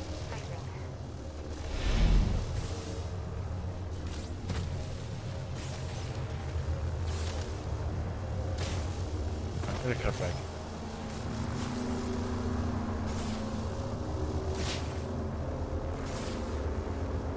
No, nothing happened. Placing gas trap. Gas Raising trap the gas deployed. trap. Round 2. Beginning ring countdown. There's only 6 squads left, by the way. Eyes are open though. Next ring is distant. Supply ship inbound.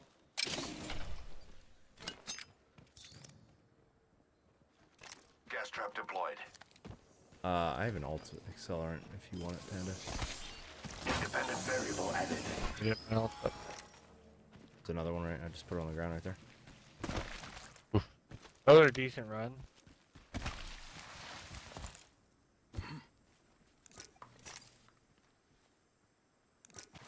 Gas trap deployed.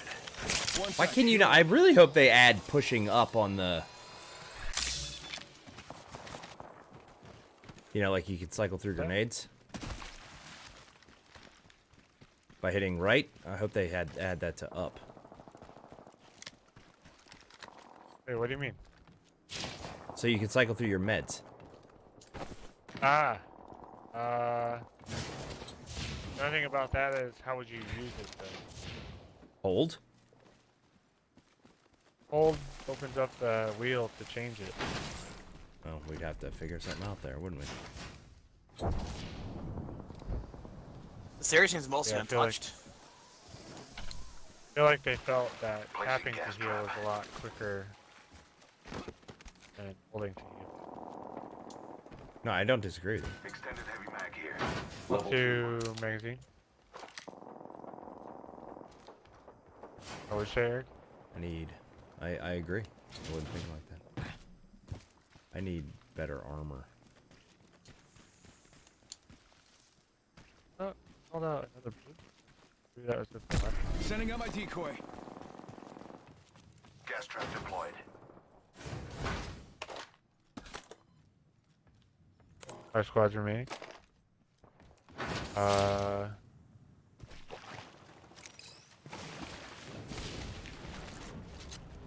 So that's a respawn so close, guys. We should conduct a search right here. Not saying we should, pointing out where that. No, we should.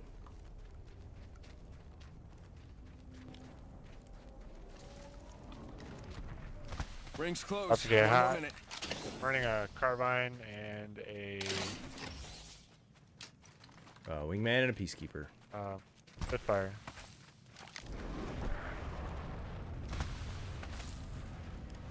Seconds, rings close. Another respawn to the east. Mm-hmm.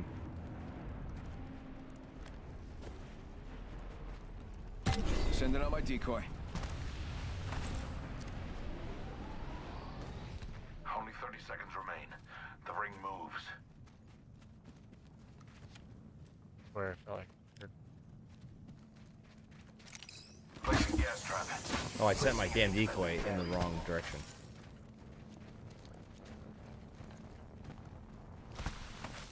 Where's the... Where was that? We're close to the ring. It is over 10 here. seconds. Yeah.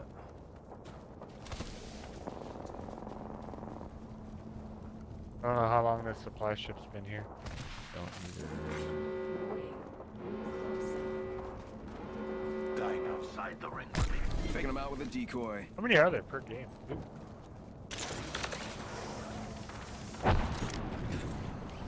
there's still shit up here, so...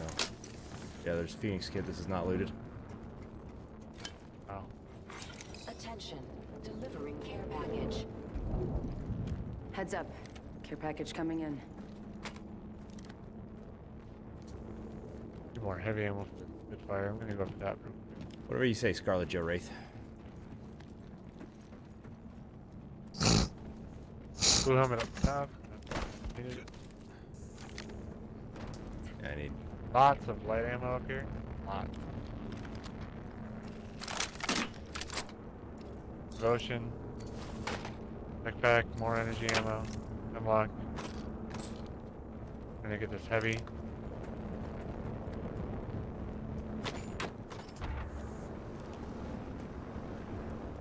Respawn down at airbase, or sorry, dropship up at airbase.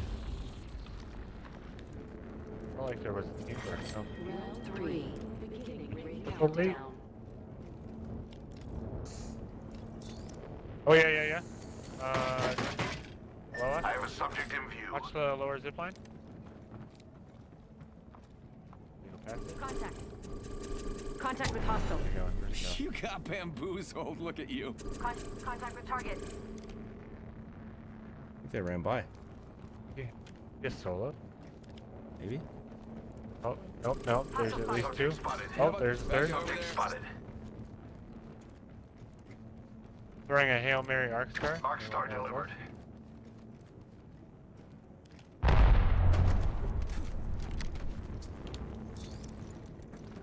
Oh.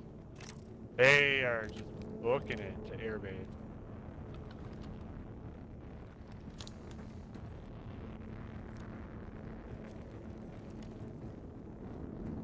Alright, what are we doing? Peeking around for any other delayed squads.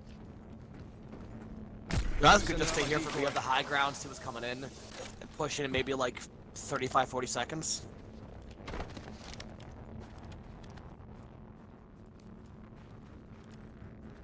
To be honest, I kind of feel like we should flank around this Conduct way. a search right here.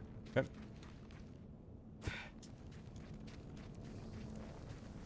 We know there's people on this left side. Mm-hmm. Probably posted up. That 4-squad camp. At least 2 squads are on this left. 1 squad's probably already set up in their base. Leave just us. Here, go rockin' little arm. Not gun.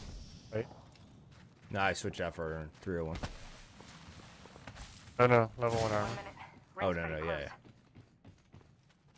yeah. You also have no knockdown shield stuff. I have a blue. Oh, Celtic. I was like, wait, what are you talking about? Yeah, I haven't found one at all. Change that. How about knockdown shield here? Level 1. Yep. Rings not too far. Backpack here. 45 left. Level 2.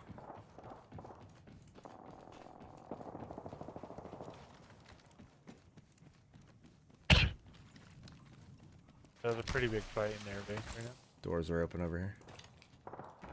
Yeah. Only 2 bad guy squads left. Coming in from the right. There's Watching definitely that people over area. New kill leader. Watch for them. Oh yeah. Subject spotted. There.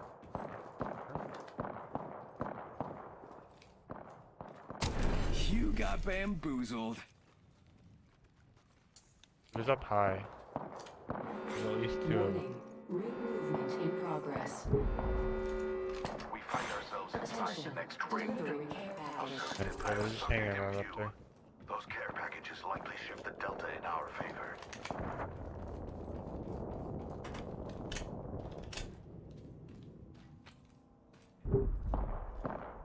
A lot of care packages. Independent variable added.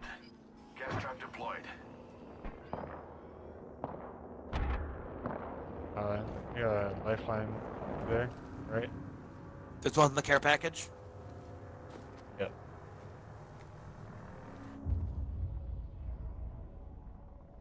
You circle. Round 4. Beginning ring countdown. Gross. Agreed.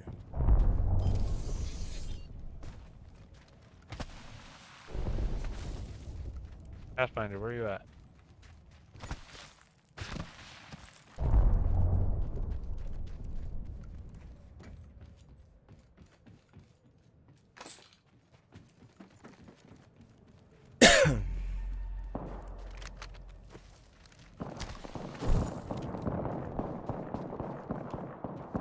Fights are engaging, guys.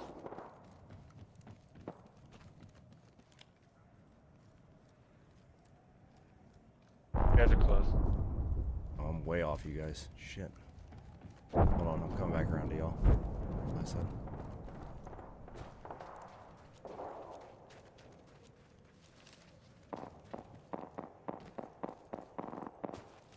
Placing gas trap. Gas trap deployed. Got a bloodhound right below me. Placing an independent variable. Oh. Getting shot at. Pretty sure someone's got a shot on me. Getting shot at. Charging shields.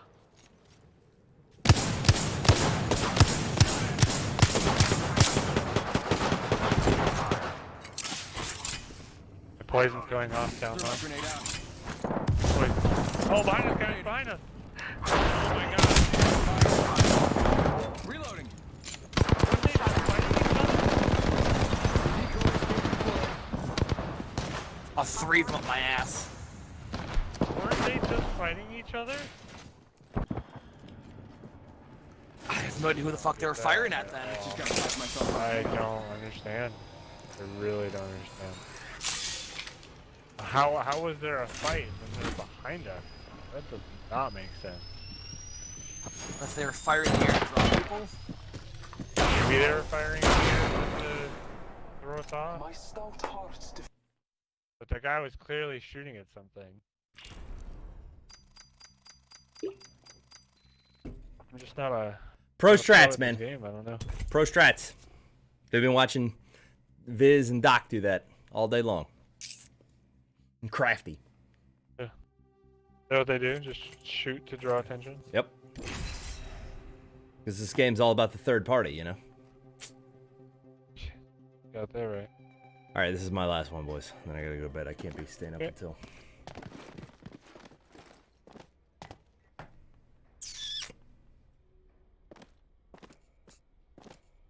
Well, probably should be mine too, but it won't be. Mm-hmm.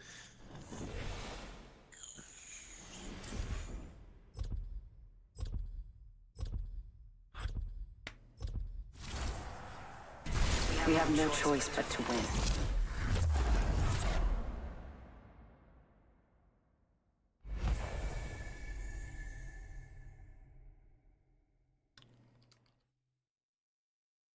Science rules all. With its help, we will Everything's too. gonna be great. At least that's what I keep telling myself.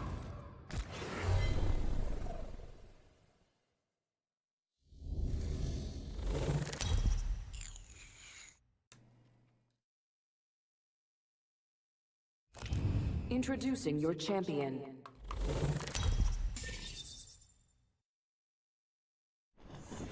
Oh, the cooler bloodhound banners. Oh yeah, master of the jump right here. Where do we want to go?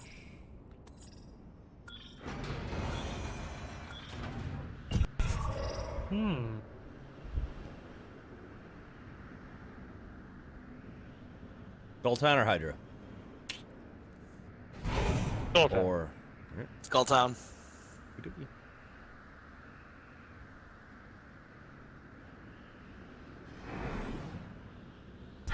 Follow the leader.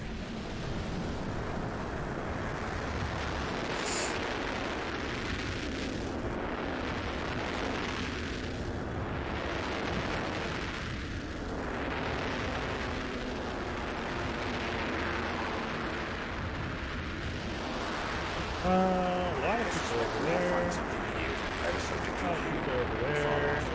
We got 3 teams with us.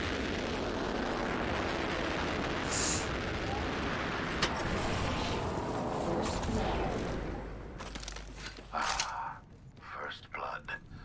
And so it begins. Definitely got guys below. Kill Bazumba, bamboo. Fool him.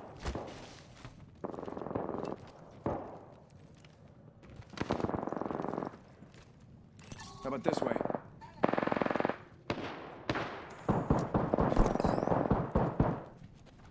Get to bamboozling.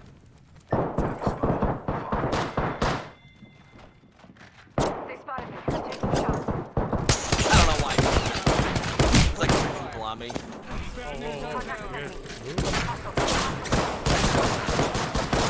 Contact. Contact. Let's go this way. Alright, directly below us. No, there's a pistol in there, so I went to die for it, someone else picked it up, and I went, well, shit. Contact with hostile right here. A welcome surprise. Placing an independent variable. Contact with target. Got a bad guy. So right here, right in front of me. Oh man, I feel like oh boy. This is where it ends. Flatline 07 with 1s and 3s and 0s. Didn't know there were people in that room.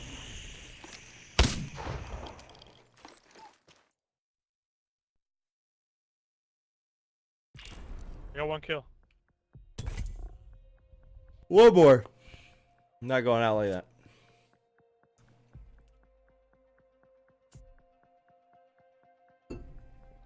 One more. Make it a good one. I thought I just heard it.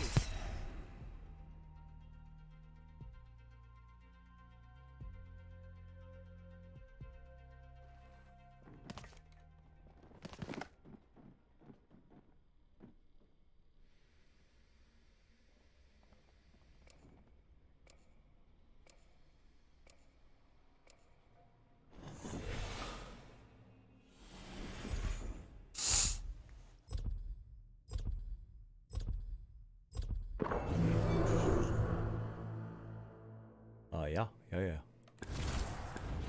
I just hope I don't have to fight with that smiling robot. I'm just kidding. He's fine. Everyone's fine.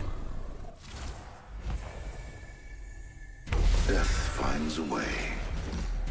Let's go find them all.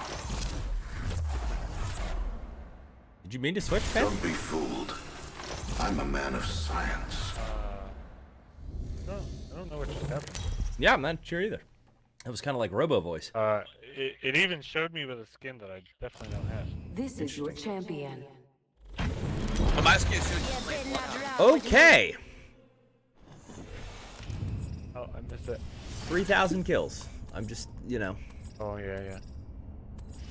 Somebody else will take him out. Slum Lakes? Yeah, sure. Okay. Let's make a choice. Land here. Again, I'm the guy that plays conservative, builds up, and then goes into fights. I'm not good off the bat. Sadly, the only thing about this game is the aggressor usually ends up as the victor. Yeah, it does encourage the aggression. I can't stand time. Prepare for sudden death. I can't stand the 3 squad remaining slow pace.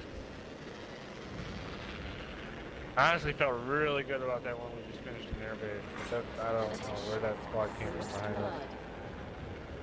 First blood. See, that's my curse. I've probably had between my Wraith and my left like 25 or 30 games I finished second or third, and just well, second is probably more like 40, but just never actually managed to clutch it.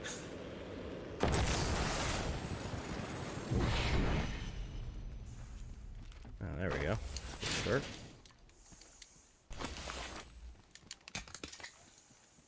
Light ammo here. Oh shit, wrong one. Body shield here. Level 1. Round 1. Beginning ring countdown.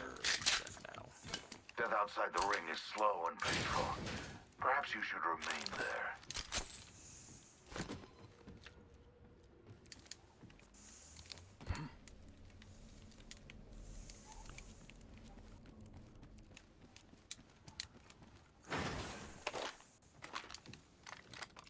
Oh man, I got 1/2 of my PP. What just happened? PP? Oh, Yeah, what? got Prowler Peacekeeper. That's my kind of like normal. What I like to start out with. Oh, I get it. 1/2 of your PP. Well, Optics here. a lot I of got the people Peacekeeper. start out with the PP.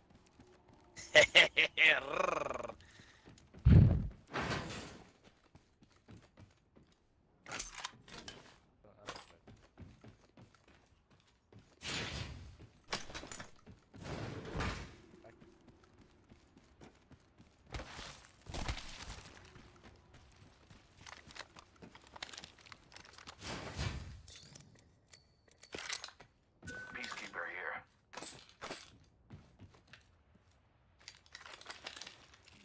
Let's go this way. Oh god, no. Sniper stock here. Level 2.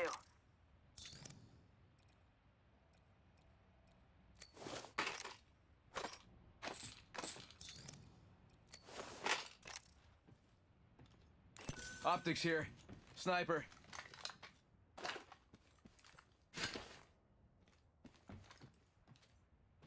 Havoc here.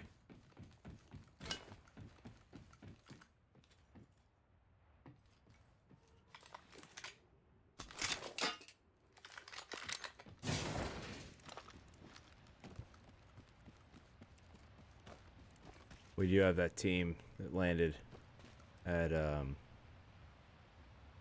runoff. Extended light mag here. Level 2.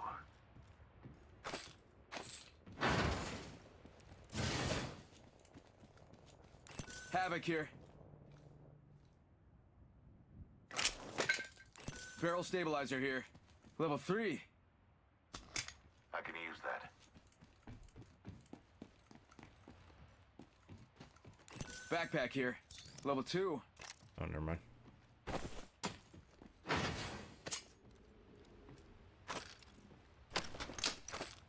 Knockdown shield here. Where was Level that 1. light mag?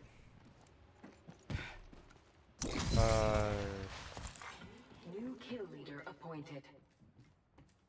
New kill leader. I must confess, it's what I long for. 1 minute. Ring's pretty close. Got it. Okay. Close. Uh-oh. 45 seconds. Ring's close. What are you uh-ohing? Thanks for mid. Hmm?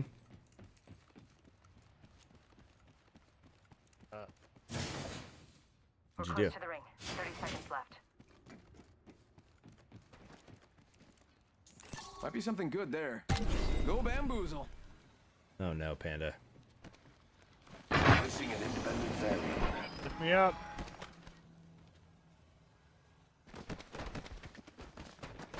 Yeah. 10 seconds remain. The ring is Parkour up. close.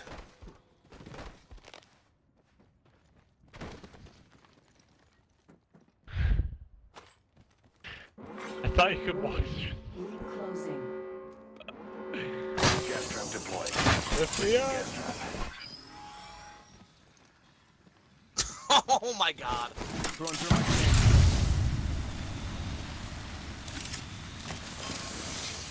Oh my god. Oh, hold on. Oh my god. Okay, they need to close that. Thermite grenade did it.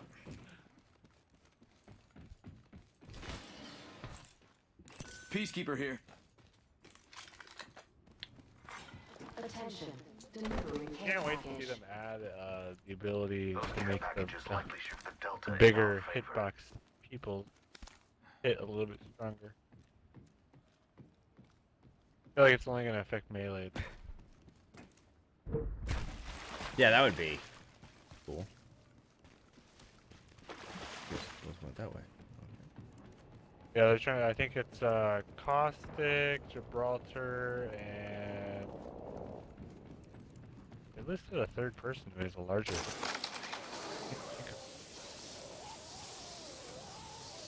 No, I never got that back.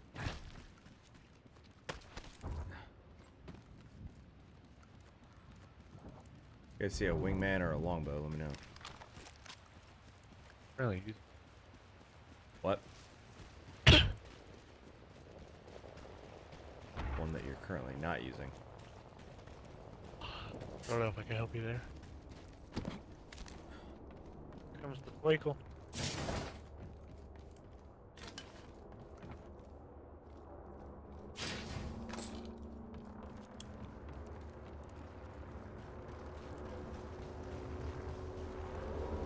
Comes coming.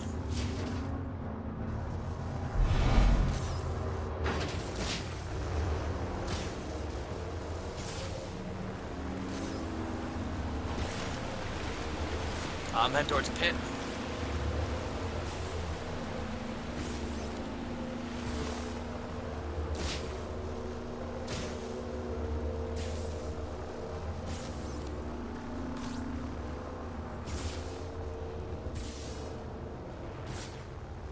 I fell in the pit. All right, Andy. Mm-hmm. You got it. You're with me. Round 2. Beginning ring countdown. Next ring's far. Hope you like exercise. There's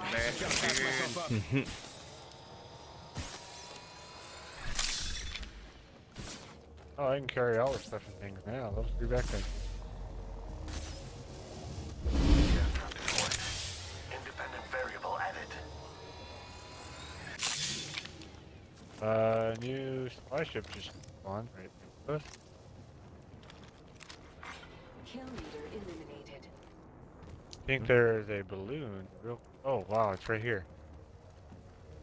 We're down to 50% left. That's some pretty easy math. Kill leader. Yeah, well, I got an R99 and a. New kill leader. I must Wait. confess. This It's what I the old long supply for. crates.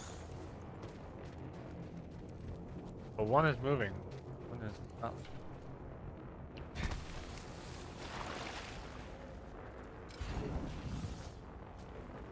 Gotta hop up here. Turbocharger. Oh, I need that.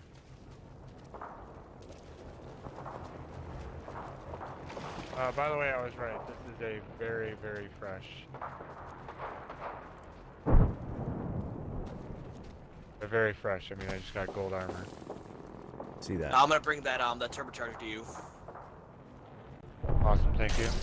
We got another thing. Get up here, guys.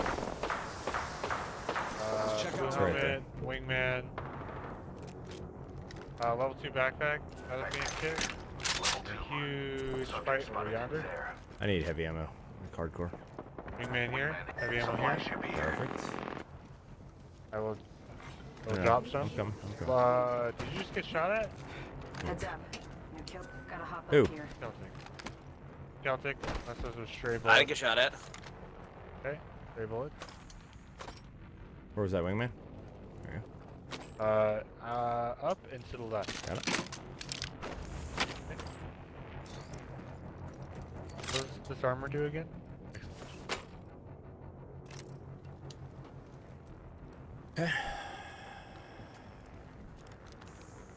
There was definitely people over there. Someone's been digging around over there. Yes. Barrel stabilizer here. Level 3. Ring's closing in 1. I need an respawn? optic for my... Oh shit. I'm also holding on to a precision choke if they need 45 that. seconds. Rings far.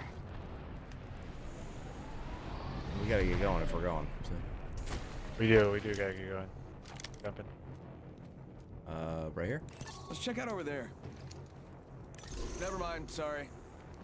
100% saw me. Faking him out with a decoy. What? There's death boxes right to the left. Yeah. There's a guy going down the bridge. Do we want to go around to the right? It's like a fair Or do we want to go fair assessment. Here. left and risk a fight? Footsteps by me. Yep, right here. Yep. Placing gas trap. Placing gas trap. You got bamboozled. Death box in there. Spotted a subject right here. Saw the guy's shadow, but I didn't see the guy. I saw somebody jump down the bridge. package being delivered. I bet that care package has some sweet gear for us. Gotta go. Yep.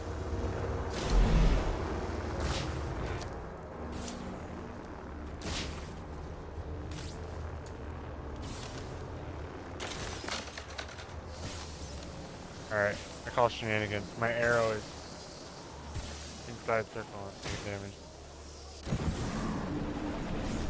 Going to face. Nice save.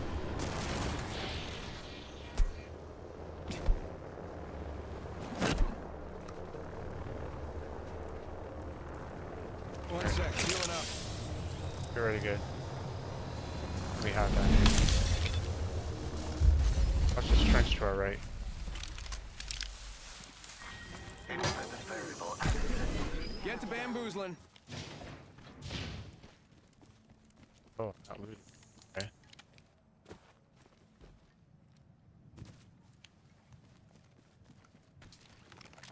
I might need shield though.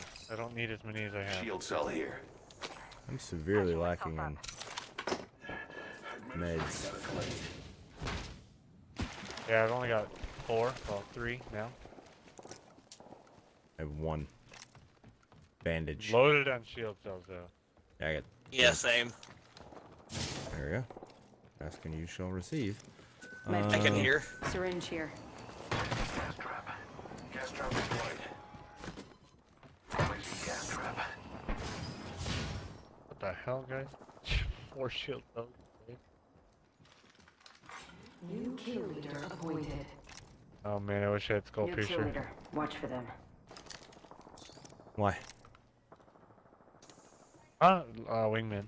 Oh. I want to know where that team that we saw right in front of us. Yeah, yeah. They could have taken the trench right.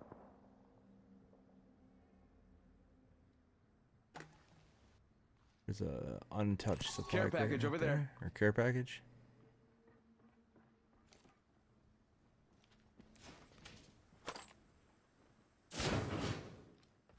How long is that going to remain?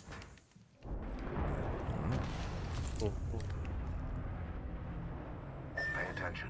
Dropship arriving. Alright, Let's so check that's out on over far there. side of circle. Do we want to go for that supply drop? 2x is my farthest magnification, and it looks pretty clear. 1 minute, ring's not far. I mean, sure, I'll go over there. Why not?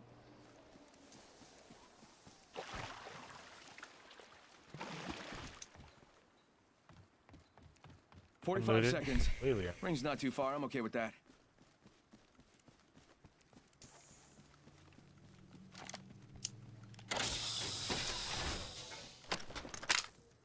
That gold helmet. Shield.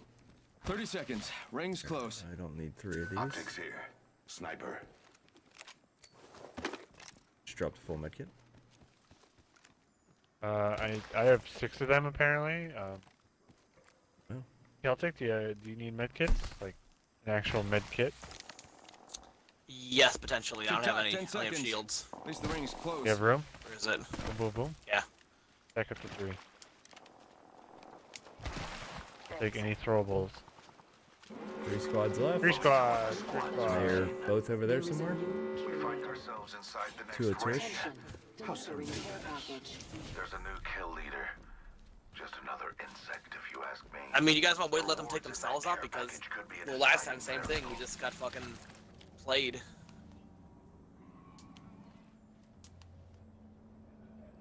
If we had a lifeline, we could just fucking play the circle game, but we don't. Mm-hmm.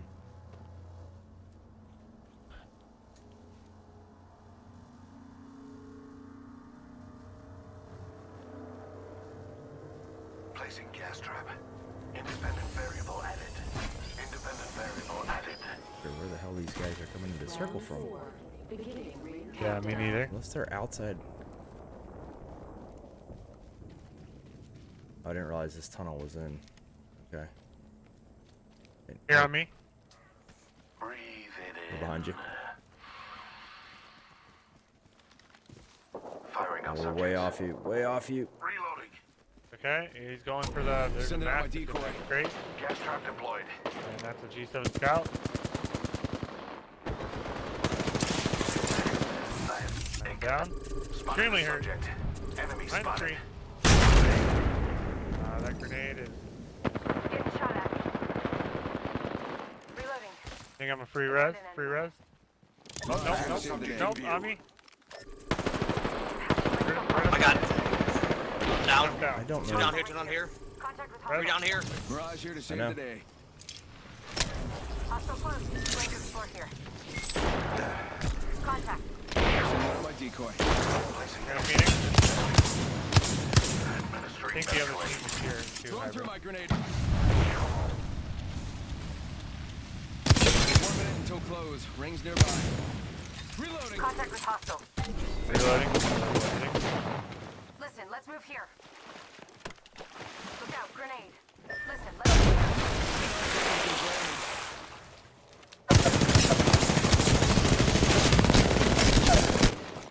Extremely hurt. Enemy.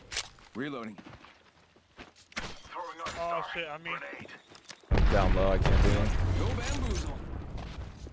Throwing arc star. Oh, I stuck her. Pay attention, bang. Down. Reloading. Down to subject.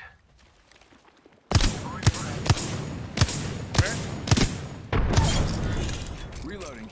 Killed an enemy. Where are you, Celtic? Okay, up here by me. Arc star delivered. Oh wow, I didn't realize my shields were out. Don't knock yourself. I put my Gotta fucking not paying attention tonight.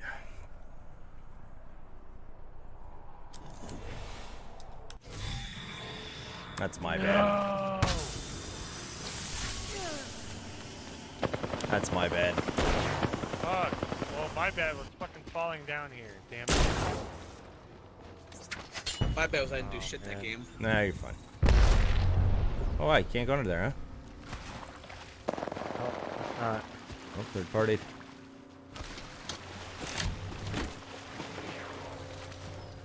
Jump, big boy. Well, luckily they're on each other. Champion eliminated. I have single-handedly taken down the champion. Nice work. I'm inside the ring. My odds. Oh, they just went up. Shit. How many?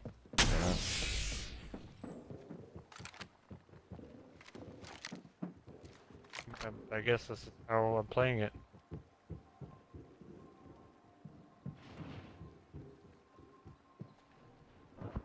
They have a lifeline up there. Fuck, I can hear it healing.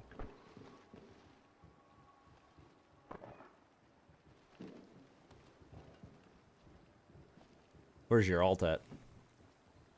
It's up. I have it. There you go. But, I mean, fuck, I don't know what to do. Probably alt. Yeah, I can reach the bridge.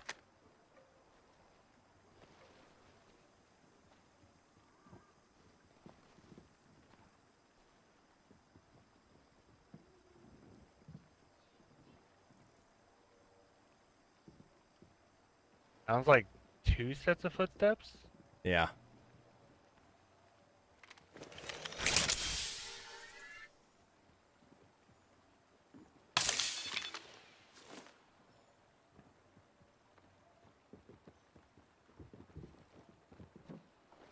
Maybe 2. Definitely on the bridge, though. Uh-huh.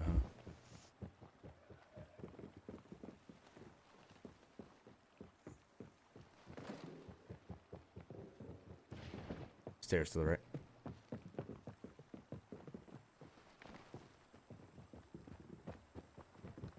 Alright, that's totally 3 sets of footsteps.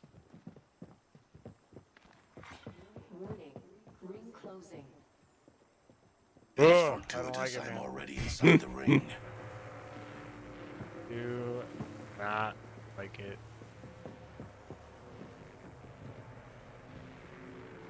They really do have a lifeline. Fuck. They're gonna play the heal game. Come on, baby. Give me that last circle. Round 6. Beginning ring countdown.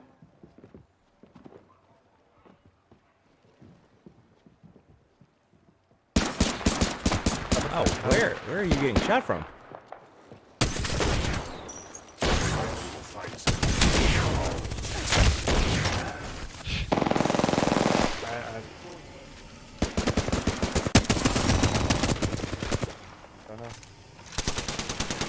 I don't know, dude. I don't know either, man. Don't know either.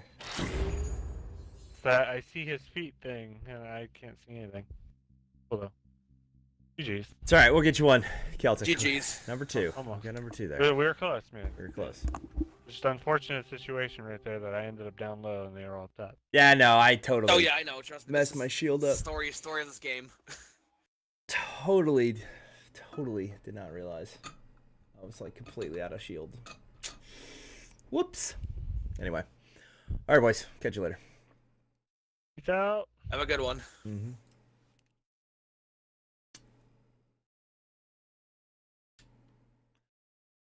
Alrighty. We are going to. I told myself I was not going to stay up until this time, but we did it anyway. I already know who we're going to raid. We've got that raid target in our sights. Mm-hmm.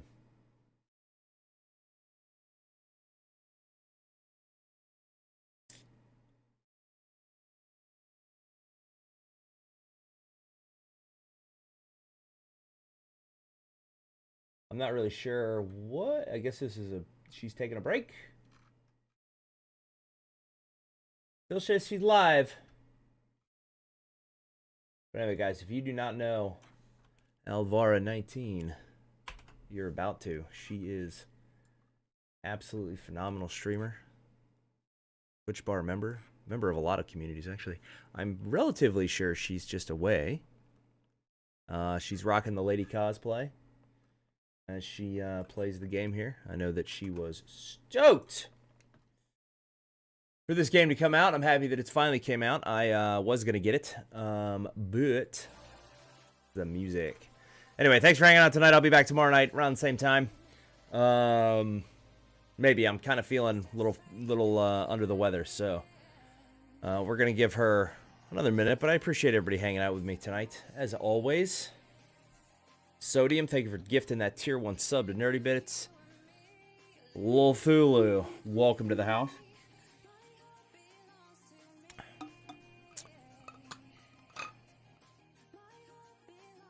Thank you for the host, as always, Celtic, and everybody hanging out. We're going to give Alvaro one more second, and then we're going to go ahead and take it off.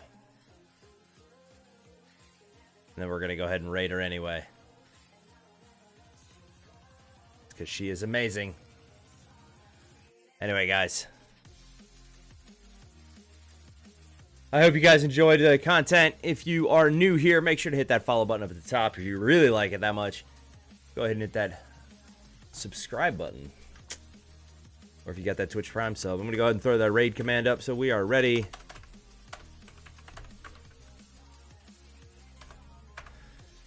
If you are a subscriber, go ahead and copy that blech of text right at the top there. If you are not, I appreciate you just hanging out, but go ahead and copy that other one. The saying is the house descends. We are going to descend upon Elvira. We're going to show her all that love. I'm going to count a little bit. I'm going to go ahead and initiate the raid.